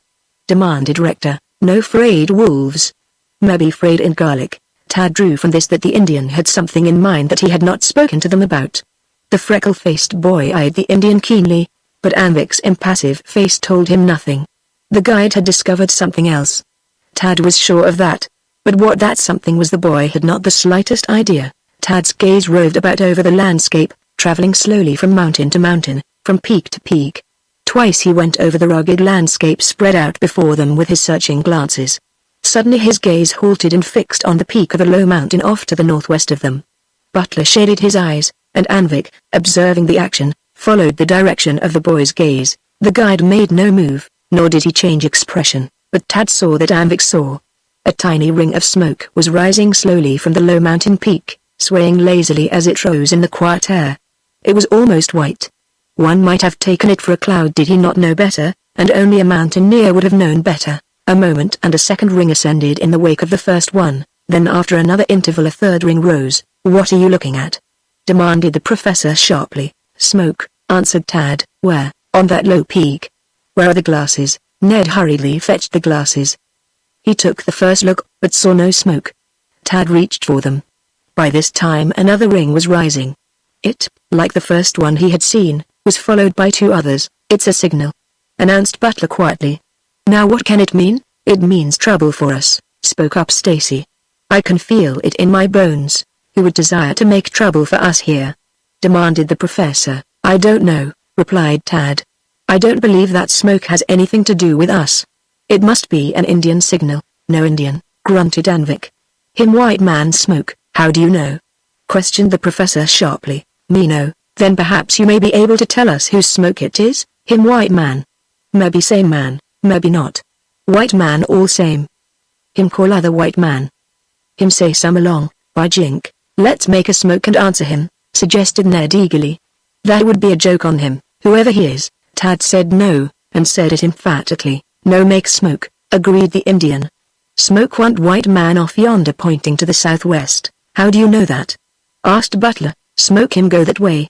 Want us, smoke him go this way. I never knew that before, reflected Dad. You see, boys, they make these signal smokes by building a smudge, then holding a blanket over the smudge. By removing the blanket and replacing it they can make a definite number of smokes, long smokes or short smokes. In fact, they can almost make words, like the telegraph. It is a wonderful thing. I wouldn't be surprised if those signals could be made out 20 or 30 miles away, if one had eyes sharp enough to detect them. But what are they signaling for? Demanded Stacy. I don't know. Anvik says it is white men. I can't tell you anything about that. Smoke is just smoke to me. They're communicating with someone. We shan't see them, as they must be all of 10 miles away. 15, corrected the guide. That shows how poorly a novice judges distances in this country, nodded Butler. They may see our fire tonight. If they are friendly we shall no doubt meet them. If they are not, we may never see a sign of them again. That is the way I reason it out. Anvik grunted and nodded. The Indian understood a great deal more of what was being said than one would have supposed. In fact, to look at him one would not think he had even heard anything of what was being said about him. He was the silent, impassive-faced stoic of his race. After darkness had set in the boys scanned the mountains for the light of a campfire, but there was no light to be seen. The Pony Rider boys' campfire, however, was blazing up brightly, they having built up a large fire on purpose to attract the attention of the men who had made the smoke signals from the low mountain peak, low in comparison with the 10 and 15,000 feet ranges about them. The boys turned in at midnight, a late hour for them, and were sound asleep within 2 minutes thereafter. They were aroused an hour later by the most terrifying roar they had ever listened to. What's the matter? Cried Tad, springing from his tent, trying to pierce the darkness with his gaze. Is the world coming to an end? Yelled Ned. I guess the mountain is falling down, shouted Stacy. Guide, roared the professor. Anvik, drawing his blanket still more closely about him, stepped over and threw some fresh sticks on the fire. The roaring by this time had become a thunderous, crashing noise that fairly deafened them. One had to shout to make himself heard. Fine particles, like sharp stones, began raining down upon them, stinging the faces, causing the boys to shield their eyes with their arms. Stacy, in alarm, ran and hid in the tent. The others stood their ground, yet not knowing what second they might be caught in what seemed to them to be a great upheaval of nature. It's an earthquake, shouted Ned Rector. Stacy heard the words in a brief lull. The fat boy burst from his tent yelling like a wild Indian. An earthquake. Oh, wow. We'll all be shot to pieces. Oh, help. Tad grabbed the boy by a shoulder, giving him a good shaking. Stop that noise, he commanded. Don't yell until you are hurt. I want to yell now. Maybe I can't yell after I'm hurt, returned Chunky. Guide. What is it? Roared the professor, the perspiration standing out over his face, as Tad observed when the fire blazed up. Anvik finished what he was doing before he answered. Then he spoke without looking up. Mountain fall down. Is it an ice slide? Shouted Tad. Ugh, an avalanche. Do you mean? Yes, an ice avalanche, explained the professor. I have seen them in other parts of the world. Sun make him ice weak, ice fall down, explained Anvik. How about danger for us? Asked Walter. For answer the Indian shrugged his shoulders and went on poking the fire. Then, of a sudden, there came a crash like a salvo of artillery. A crushing, grinding mass shot by them, snuffing out the fire as it passed. Darkness and a terrifying silence followed. Chapter 17 An unexpected meeting. After the roar of the passing avalanche had ceased, and the awed silence became oppressive, Stacy Brown's voice was heard. Ow wow. He wailed. Are we all here, and safe? Called Tad. Professor, Ned, Walter, Anvik, each answered to his name. You didn't call for me, Chunky protested indignantly. Don't I count in this outfit? That's easy, answered Tad. When you're not making a noise we know you're somewhere else. Let's see what the ice did to our camp. Heap one piece ice fall, grunted the guide. Him sit on fire. Inu him mad, by jink. Is Inu the scoundrel who has been throwing sections of mountains at us? Demanded Walter. He means the mountain spirit, explained Tad. Don't you recall that Anvik wouldn't start out with us the first day because he said the mountain spirit was in a blue funk, or something of the sort? Oh, yes. Old Inu must have been in a rage tonight then, and we are lucky that we weren't in range of his projectiles, chuckled Tad. Beyond destroying their fire, No damage had been done to the camp. However, after the excitement no one felt like sleep, so the boys sat about the fire discussing the ice avalanche for an hour or more. Then, at the professor's urgent insistence, they turned in. Anvik long since had wound himself up in his blanket and gone to sleep. Just as the dawn was graying, Tad got up, and shouldering his rifle slipped from the camp unobserved by anyone except the Indian. Anvik opened one eye, regarded the boy inquiringly, then closing the eye, dozed off. He was by this time too well used to Tad's morning excursions to ask any questions. He knew the boy was well able to take care of himself. Tad had a twofold purpose in view in going out this morning. He wanted to get some fresh meat for the outfit and he also was curious to know what the smoke of the previous evening had meant. While he did not expect to come up with any strangers, he thought that, perhaps he might discover something. Tad did. He had proceeded less than a mile from camp when he smelled smoke. At first he thought the odor must come from his own camp, then he saw that the slight breeze was from the opposite direction. That means that someone isn't far ahead of me. It means I am going to find out who it is if I can. After floundering about for fully half an hour, with the odor of smoke becoming more pungent all the time, the boy was on the point of confessing that he was beaten, when all at once he caught the sound of a human voice. The voice was not loud enough to enable him to distinguish the words, but he was quite sure it was the voice of a white man and not far away at that. They have masked their camp. That's why I haven't been able to find them, muttered the boy, starting ahead again. After creeping forward cautiously for some time, a wave of suffocating smoke from burning wood smote him full in the face. Tad uttered a loud sneeze. Two men suddenly appeared in the haze of smoke, and the boy heard the sound of hands slapping pistol holsters. He was able to make the men out faintly, but not with sufficient clearness to see who or what they were. Hold on, boys, don't shoot, warned Butler, as he stepped around the smudge to enable him to get a better view of the men whom he had come upon so unexpectedly. To them, before him stood Curtis Darwood and Dill Bruce, the latter known among his companions as the Pickle. Each man held his revolver ready for quick action. "Why, how do you do?" smiled Tad. "I hadn't the least idea I should find anyone I knew." "Well, suffering blue jays, if it isn't old Spotted Face," exclaimed Bruce. "Howdy, very good. How are you?" Tad stepped forward. Bruce shook hands cordially with the boy. Tad turned to Darwood, who had not said a word. The latter's face darkened, and he appeared not to have observed the hand that Tad extended toward him. "Aren't you going to shake hands with me, Mr. Darwood?" asked the lad. "I reckon you ought to know better than to ask it," returned the gold digger. "I reckon, further, that if you know what's good for you you'll be mashing out of this as fast as your legs will carry you, unless you are looking for trouble." Git, Chapter 18 An unfriendly reception. Tad gazed at the gold digger in amazement. I don't understand, Mr. Darwood, don't you understand plain English? I said Git. We don't want anything to do with you, and if we find you fooling about our outfit after this we'll try something else to keep you away, warned the prospector. I don't know why you appear to have taken such a dislike to me. I am sure I have done nothing to merit it. However, I am equally sure that I don't want anything to do with you. If you change your mind and can act like a man, instead of a kid, I shall be glad to see you. But don't get funny. We may be boys but we are quite able to take care of ourselves, answered Tad, turning away. Stop, Darwood's voice was stern. Tad halted and turned towards the two men. You reckon you're mighty smart, I know, but you must think I'm a natural-born fool not to know that you have been following us all the way up here. What? Oh, you needn't play the innocent dodge. You know what I mean, you think we have been following you? Questioned the boy, scarcely able to believe that the prospector was in earnest. I don't think. I know. You're like all the rest of them. We have had this thing happen to us before. There are plenty more like you, and they've followed us, hoping they will be the first to discover the bear totem and the claim that we are in search of. To Kupas? Asked Butler with a half smile on his face. Darwood's face flushed angrily. What did I tell you, Bruce? He snapped. Are you going? He demanded, turning towards Tad. Yes. I don't care to stay where I'm not wanted. But before going I am going to tell you something. We are not prospecting, nor following prospectors. We are taking our usual summer vacation on horseback.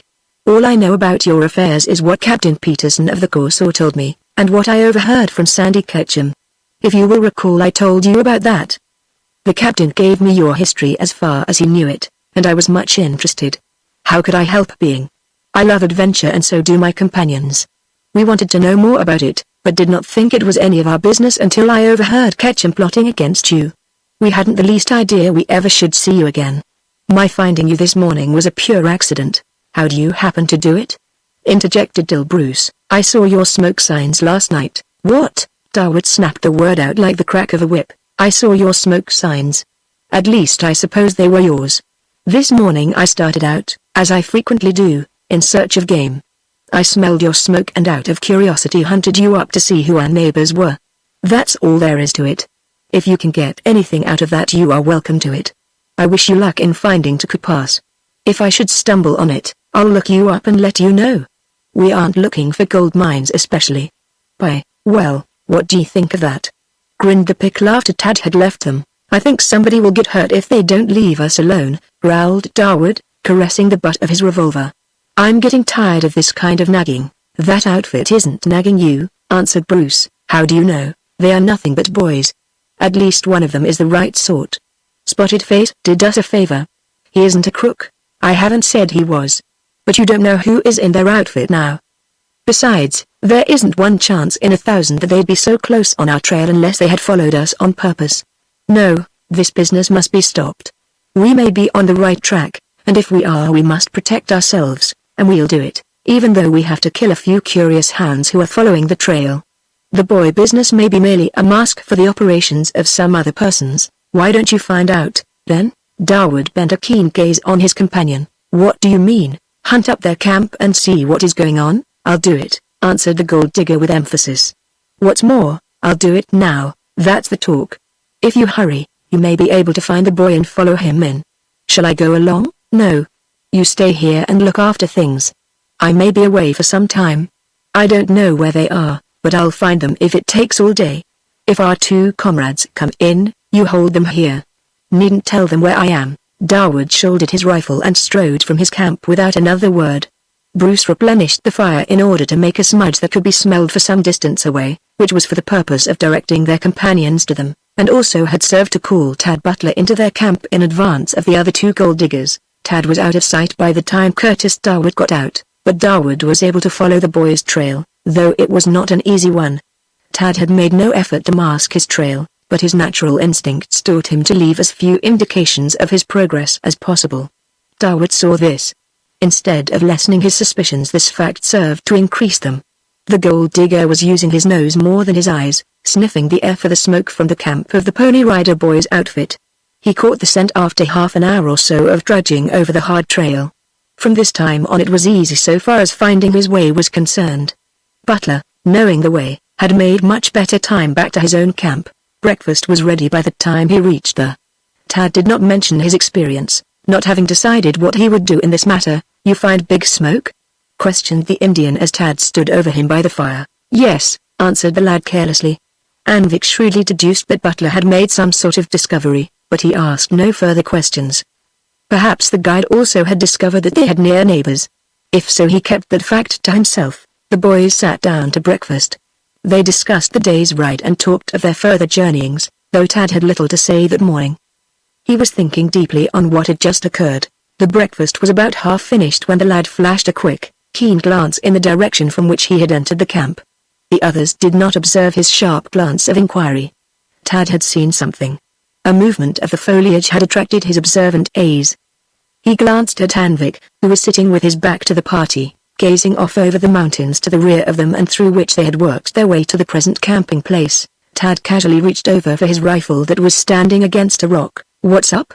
demanded Ned sharply. "I want to examine my gun," replied the boy. "Funny time to examine it when eating your breakfast," spoke up Walter. "I prefer to eat," said Stacy. "We know that," chuckled Ned. "No need for you to tell us." The professor was eyeing Tad inquiringly, observing that the boy's face was slightly flushed. "What is it, Dad?" he asked. "Nothing, except that I am going to take a pot shot at an intruder," replied the boy calmly, suddenly leveling his rifle on the bushes where he had observed the movement a few moments before. He pulled the trigger. A deafening crash brought the boys to their feet, yelling. The shot was followed by a shout from the bushes. "Stop that shooting, you fool!" roared a voice. Tad put down his gun, grinning broadly, the others dancing about excitedly. "Come out of that or I'll give you something to yell at," commanded the Pony Rider boy, Curtis Darwood, his face stern and determined. stepped out into the open and walked straight towards the amazed group now standing near the campfire. The Indian guide was the only person who had not gotten up when Tad Butler sent a bullet into the thicket fully 6 feet above the head of the gold digger who was spying on the camp. Dawood was more angry at having been discovered than being shot at. He had heard the bullet rip through the foliage above his head, and knew that the shot had been intended to stir him up rather than to reach him. That the boy whom he had driven from his own camp should have thus turned the tables on him angered him almost beyond his control. Dawood was so angry that he failed to see any humor in the situation. "It is Mr. Dawood, isn't it?" cried the professor with face aglow, striding forward with outstretched hand. As in Butler's case, Dawood professed not to see the proffered hand. He looked the professor squarely in the face. "Won't you sit down and have a snack with us?" asked Professor Zeppelin. "We were eating when Tad fired that shot." "That was very careless of you, young man. You might have killed someone." "I reckon he knew whom he was shooting at," answered the gold digger. "You see, this isn't the first time that young fellow and myself have met." "Of course not. We all met on the Corsair," spoke up Rector. "He and I have met since then," answered Dawood. "I reckon you know all about it. He came spying on our camp this morning just after daylight, and, you know that isn't true," interjected Tad. "Why don't you tell it straight if you are bound to tell it?" The miner let one hand fall to his holster. "Up in this country they don't call men liars," answered Dawood, looking Butler coldly in the eyes. "Then men shouldn't place themselves in a position to be called liars," retorted Tad boldly. "You had better take your hand from your revolver. If you will take the time to glance at the rock to your right you may possibly see something to interest you." The miner cast a quick glance of inquiry in the direction indicated, and found himself looking into the muzzle of a rifle, laid over the top of the rock. Behind the rifle was Chunky, one eye peering over the sights. Tad laughed. "Stacy!" thundered the professor. "What does this mean?" "Nothing, Professor," answered Tad. Chunky got a little excited, "that is all. You may put the gun down, Stacy. Mr. Dawood doesn't understand, that's all. Sit down and have a snack with us, as the professor has asked you to do," urged Butler. "I don't want to eat with you. You know it. Don't you go to getting me riled or I won't answer for the consequences." "Neither will I," answered Tad smilingly. "We are easy to get along with unless someone treads on our toes, then it's a different story. Sit down and we will talk this matter over." Tad threw himself down beside the fire. Stacy still sat behind the rock, gazing suspiciously at their early morning visitor. "I demand to know the meaning of this scene," said the professor sternly. "Let Mr. Dawood tell you," replied Butler. The gold digger made no answer. Tad turned to the professor. "I will tell you what there is to it, sir. Mr. Dawood thinks we are like some others he has met. He thinks we are trying to steal his gold mine," declared Tad in an impressive voice. Professor Zeppelin flushed deeply. Chapter 19 The professor in a rage. "What?" fairly exploded Professor Zeppelin. "Mr. Dawood accuses us of having followed him to find out where this wonderful gold deposit is located. He thinks we want to steal it away from him." "Preposterous. Show me some gold," urged Stacy, edging near. "I am looking for gold. I don't make any bones about saying so, either." "Be silent," commanded the professor. "I smelled smoke when I was out this morning," continued Butler. "I followed the scent until I stumbled into Mr. Dawood's camp. It was his signal smokes that we saw yesterday. Mr. Dawood did not give me a very cordial welcome. He ordered me out of his camp. Not only that, but he threatened me in case we persisted in following him. I think he would have used his pistol on me if I had not gone away when I did." "Is this true, Dawood?" questioned the professor, who was restraining himself with an effort. "I reckon it's right, so far as it goes. I know what you fellows are up to. You may think you can fool me, but I've been in these parts too long to be an easy mark. It's nobody's business whether we are in search of gold or whether we are up here for our health. Whatever our business is, we don't propose to have a lot of folks sticking their noses into it." "What do you propose that we shall do?" asked Professor Zeppelin. "I don't care what you do," roared the gold digger. "Then there is nothing more to be said." "Oh, yes there is. There's a lot to be said. I am not going to say it all right here, but I reckon I'll say it in a different way later on. You are following us. Don't deny it. I know you are. You pumped the captain and everybody else on the boat about us. Then, when you thought you had got all the information you wanted, you followed us. It's not true. You know it's a lie," shouted the professor. "Be careful how you nag me on," warned the miner. "You know you think nothing of the kind. What is it that you reckon to say at some other time?" "This," answered Dawood, tapping his holster significantly. Tad laughed softly to himself. This angered the gold digger more than ever. You folks get out of these hills. Go anywhere you want to, but get out and get out quick. Some more of my men are coming along today. If you are here tonight it will be the worse for you, threatened the miner. Which direction would you suggest our taking? Asked Tad in a soothing voice. Go back the way you came. I don't care where you go, you are not consistent, laughed the freckle-faced boy. You tell us you don't care where we go, then you order us to proceed in a definite direction. You are going too far, Mr. Darwood. When you have had a chance to cool down I think you will look at this matter in a different light. If you will use your head a little you will see it is not possible that we could have had any previous knowledge of your plans or of your gold mine. You had better make friends with us. We might be of some use to you. Professor Zeppelin is a scientist. He could give you valuable help. Shall we call quits and shake hands? Come on. The words that he would utter seemed to stick in the gold digger's throat. He clutched twice at his holster, but the evident desire on his part to use his pistol appeared to have no effect at all on the Pony Rider outfit. Darwood knew very well that drawing his weapon would practically be the end of himself, and this did not tend to make his situation any better. I'll not shake hands with you. I am going back to my camp. If you thieves are here by tonight I promise you there will be something doing. Professor Zeppelin strode forward, his whiskers bristling, his fists clenched. The boys never had seen their guardian so angry. That for your threats, he roared, shaking a fist under the nose of Curtis Darwood. Your threats don't frighten us? Your pistol doesn't frighten us? We're not that kind. The miner started to reply. Don't you open your mouth or I shall forget myself and slap your face. Thieves. Professor Zeppelin struggled to master his emotions. Thieves. This is too much. You tell us that if we are here tonight you will make matters lively for us. If it will accommodate you any we will remain right here. But we should be on our way. We are going to follow a straight course as near as possible to the northwest.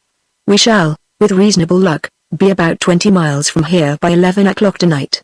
If that is the direction you are going you will have no difficulty in finding us. But let me warn you, sir, we shall put up with no trifling. We have as good a right to be here as have you, and I am not sure but that we have a better right. We'll see about that, retorted Darwood angrily. You let us alone. Do you hear? You let us alone. If you are looking for trouble you may have all you want and then some more besides. We are peaceable travelers, but we know from long experience how to take care of ourselves. Have you anything more to say to me? Demanded the professor. I reckon not. I've said my say, then get out before I forget myself and hit you on the nose. Roared Professor Zeppelin. Don't you dare come fooling around our camp again, and thank your lucky stars that Master Tad didn't make a mistake and shoot lower. Are you going, or are you waiting for me to throw you out? Fumed the professor. I reckon I'm going. You'll hear from me again. Next time the shoe will pinch the other foot. It will be the foot that kicks you out of camp in that case, answered the professor. Hooray! Howled the fat boy. 3 cheers for Professor Zip Zip. Be silent.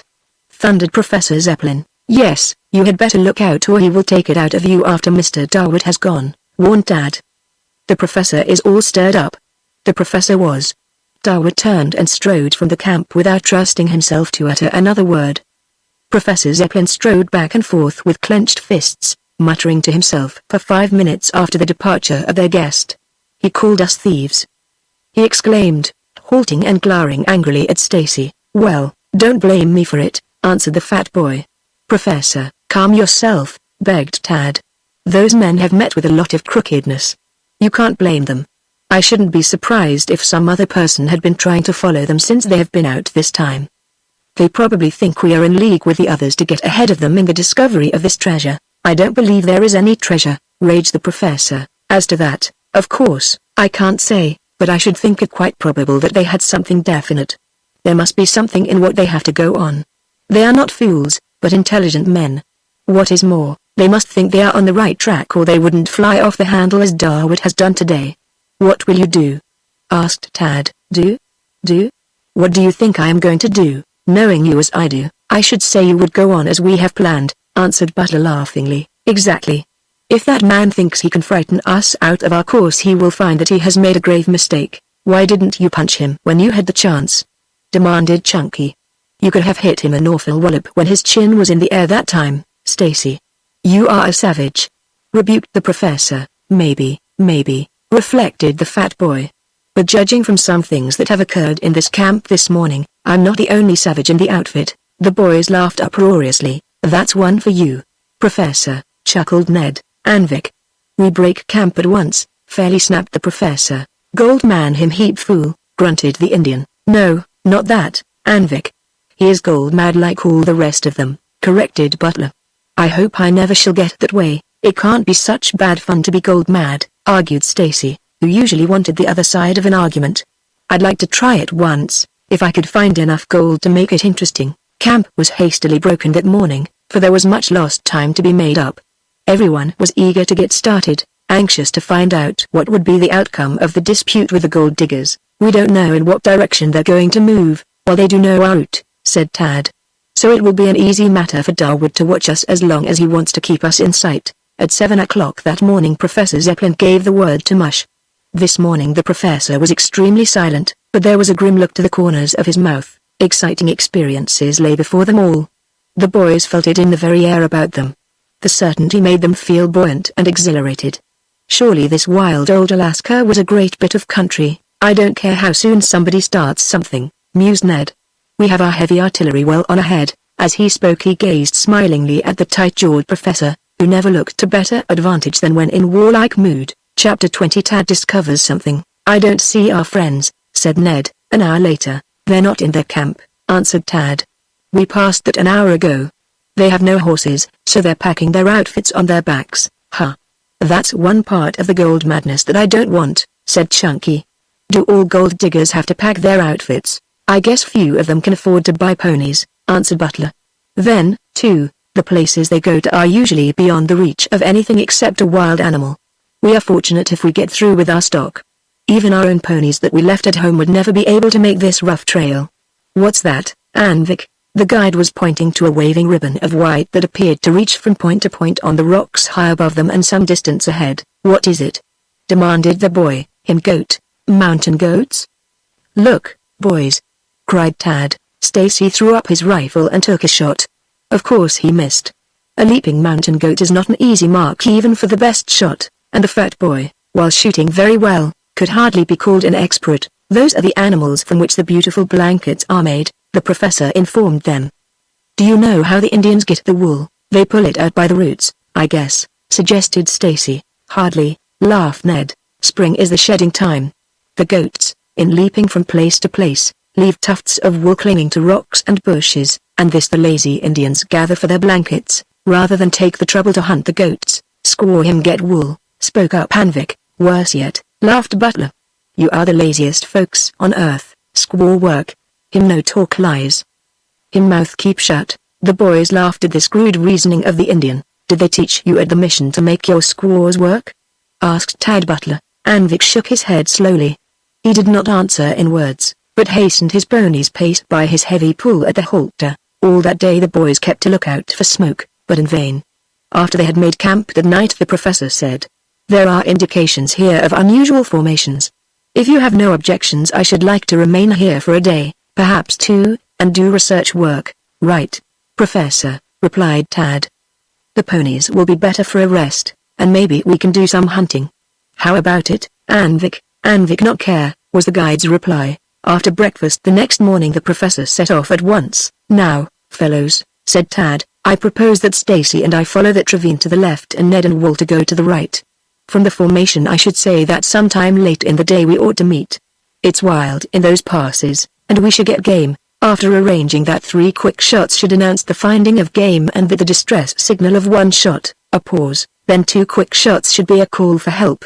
The boys set off, each carrying biscuit, a drinking cup, and matches. Besides their rifles, the boys tramped all morning without sighting game. After a short rest the 2 boys went on again, bearing more to the left. As they trudged on the sound of rushing water was borne to their ears. Then they came out on a broad stream, a torrent that came from the top of 3 lofty, ice-covered mountains. "Let's work up toward that pass," suggested Tad, wishing to see the gulch from which the stream was flowing. They had worked their way upstream for half a mile when Chunky yelled, "Look there!" "What's that?" Tad saw a hideous head projecting above the bushes. At first he was startled, then he laughed. "That's a totem pole, Chunky. They're put up usually in behalf of the Indian dead to drive the spirits away. Let's go and look at it." The totem pole was standing at the entrance of a second narrow gulch. Sand and shale rock were heaped up at the entrance. A stream flowed through here at one time, Stacy. I imagined that it was the same body of water we've just been looking at. Yeah, said Stacy absently. Say, Tad, let's see who can first hit that evil-looking thing with a stone. Tad laughed and stooped to pick up a stone. As he did so, he noticed an arrow cut into the rock at one side of the gulch, the point of the arrow aimed up the gulch. That's queer, muttered the boy. I suppose it's an Indian sign. This is a place of many mysteries. He stooped to pick up the rusty-looking stone that had caught his glance. It was worn full of holes as if by the action of water, and when he took it in his hand its heaviness aroused his curiosity.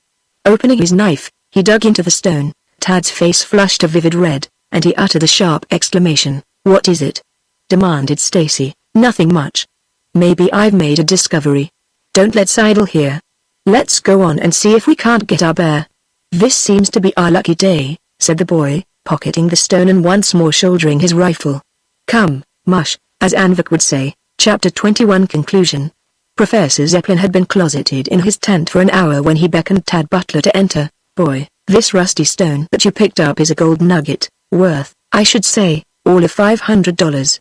Cried the professor excitedly. Are there more of them, Dad? I can't say.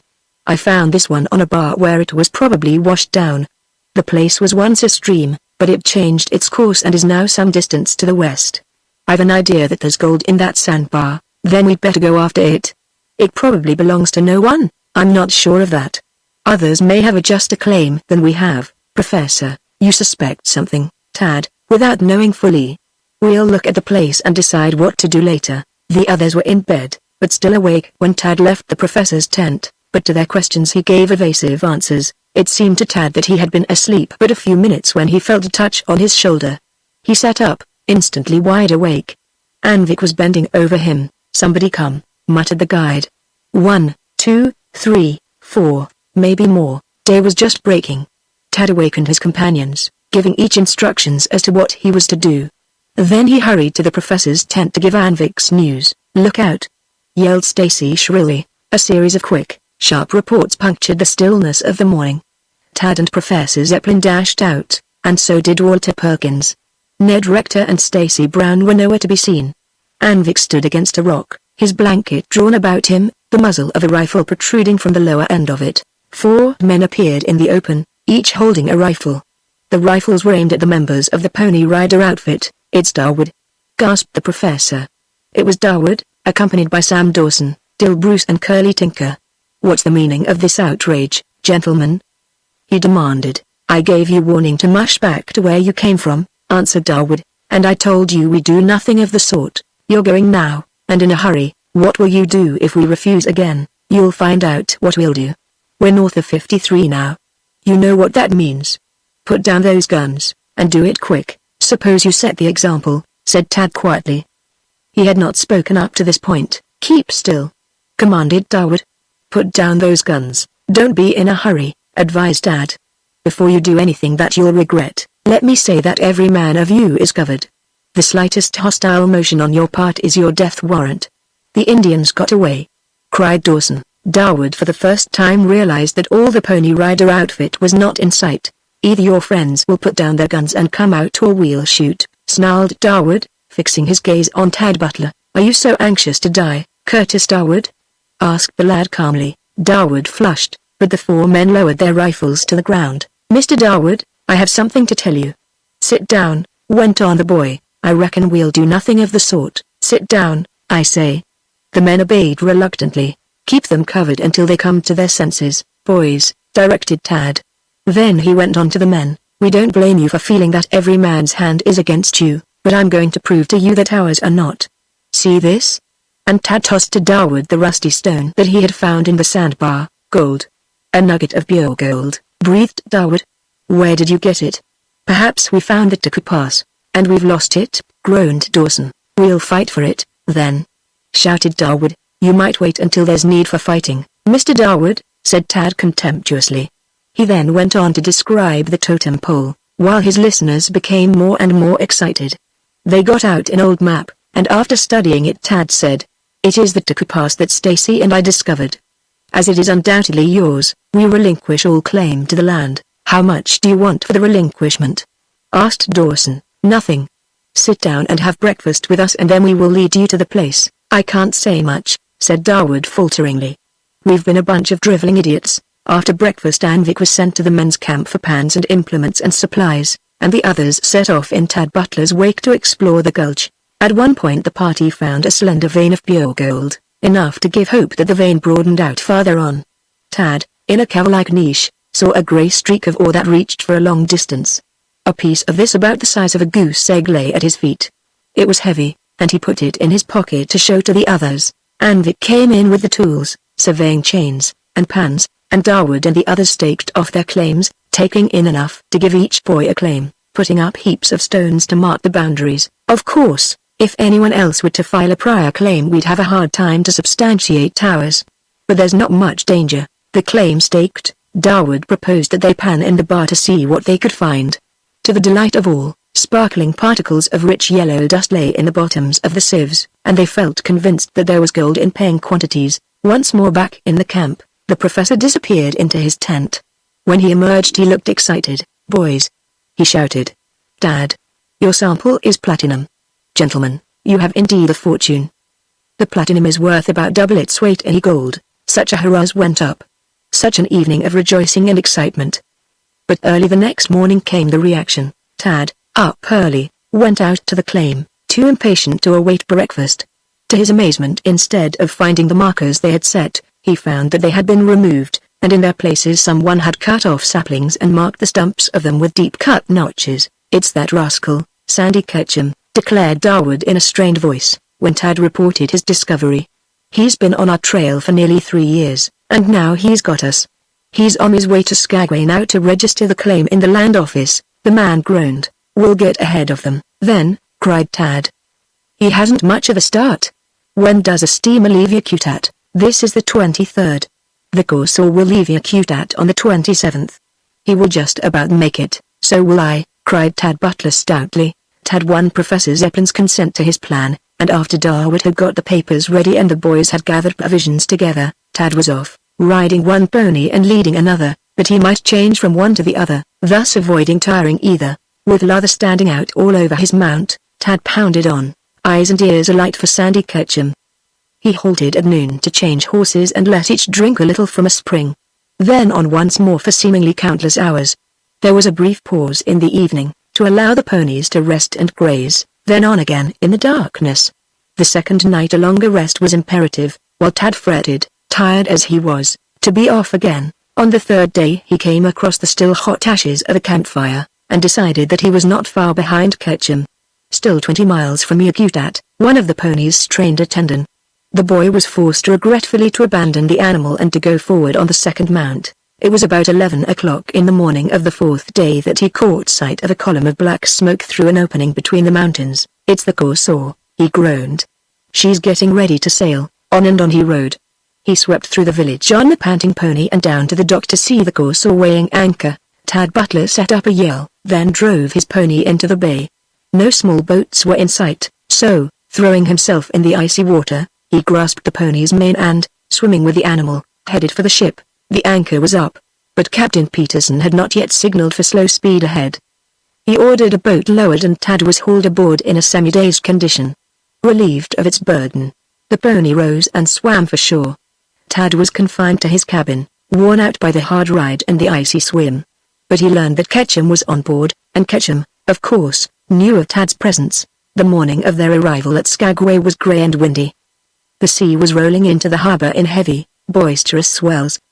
The captain announced that he would not put off a boat until the sea subsided, as capsizing was certain in the heavy seas. Tad, impatient, was standing at the rail when he saw Sandy Ketchum leap over the rail into the sea. The boy did not hesitate. He sprang to the rail and dived as far out as he could, striking a rod or so behind Ketchum. Then began a desperate race. But youth won, and Tad staggered out of the water a few moments ahead of his adversary and ran for the land office, Ketchum close behind him. "I file the claim to Taku Pass in the name of Curtis Darwood and others," shouted Tad, slapping the oilskin parcel on the desk. "That man's an imposter.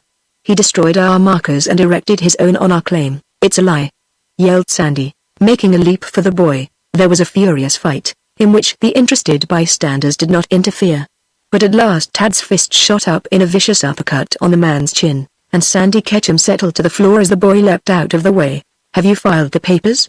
gasped Tad. "Sure, boy. You've won the first round. The rest will be up to the government, but I guess you've got it clinched for all time." When Tad returned to Yakuta, 3 government surveyors went with him to run the lines and definitely establish the claim. Sandy Ketchum also filed a claim, but Tad's being the prior one, the case would have to be decided by the proper government officials, though there was really no doubt of the outcome. For a month after Tad Butler's return, the Pony Rider boys stayed at Taku Pass, panning over a section allotted to them by the gold diggers, each filling a small sack with yellow dust and a few nuggets. In addition, the gold diggers insisted that the boys and their tutor jointly should have a 20th interest in the claims, which would undoubtedly give each a comfortable amount of wealth. It was their last night in the camp and the boys and the professor were talking over future plans. "I'm going home to rest and study after my strenuous life of the last few seasons," the professor stated. "How about you, Walter?" "Further has a jobs for me as messenger in a bank in St. Joseph," answered Walter Perkins. "Your turn, Chunky." "What's it to be?" "Banking. I'm going into Walter Perkins' father's bank." "Does Further know about it?" "Of course he does," retorted Stacy. "Did you think I was going to break into the bank?" "Can't tell about you," laughed Dad. "As for Ned and me, Professor Zeppelin's friend, Colonel Van Zandt, who has large timber interests, has used his influence to get us appointments in the United States Forestry Service. We'll go to work next spring. And now, fellows, I suggest that we give 3 cheers for the best fellow that ever lived, Professor Zeppelin." The cheers were given with a will, then all went to their tents for their last night in their camp in Alaska.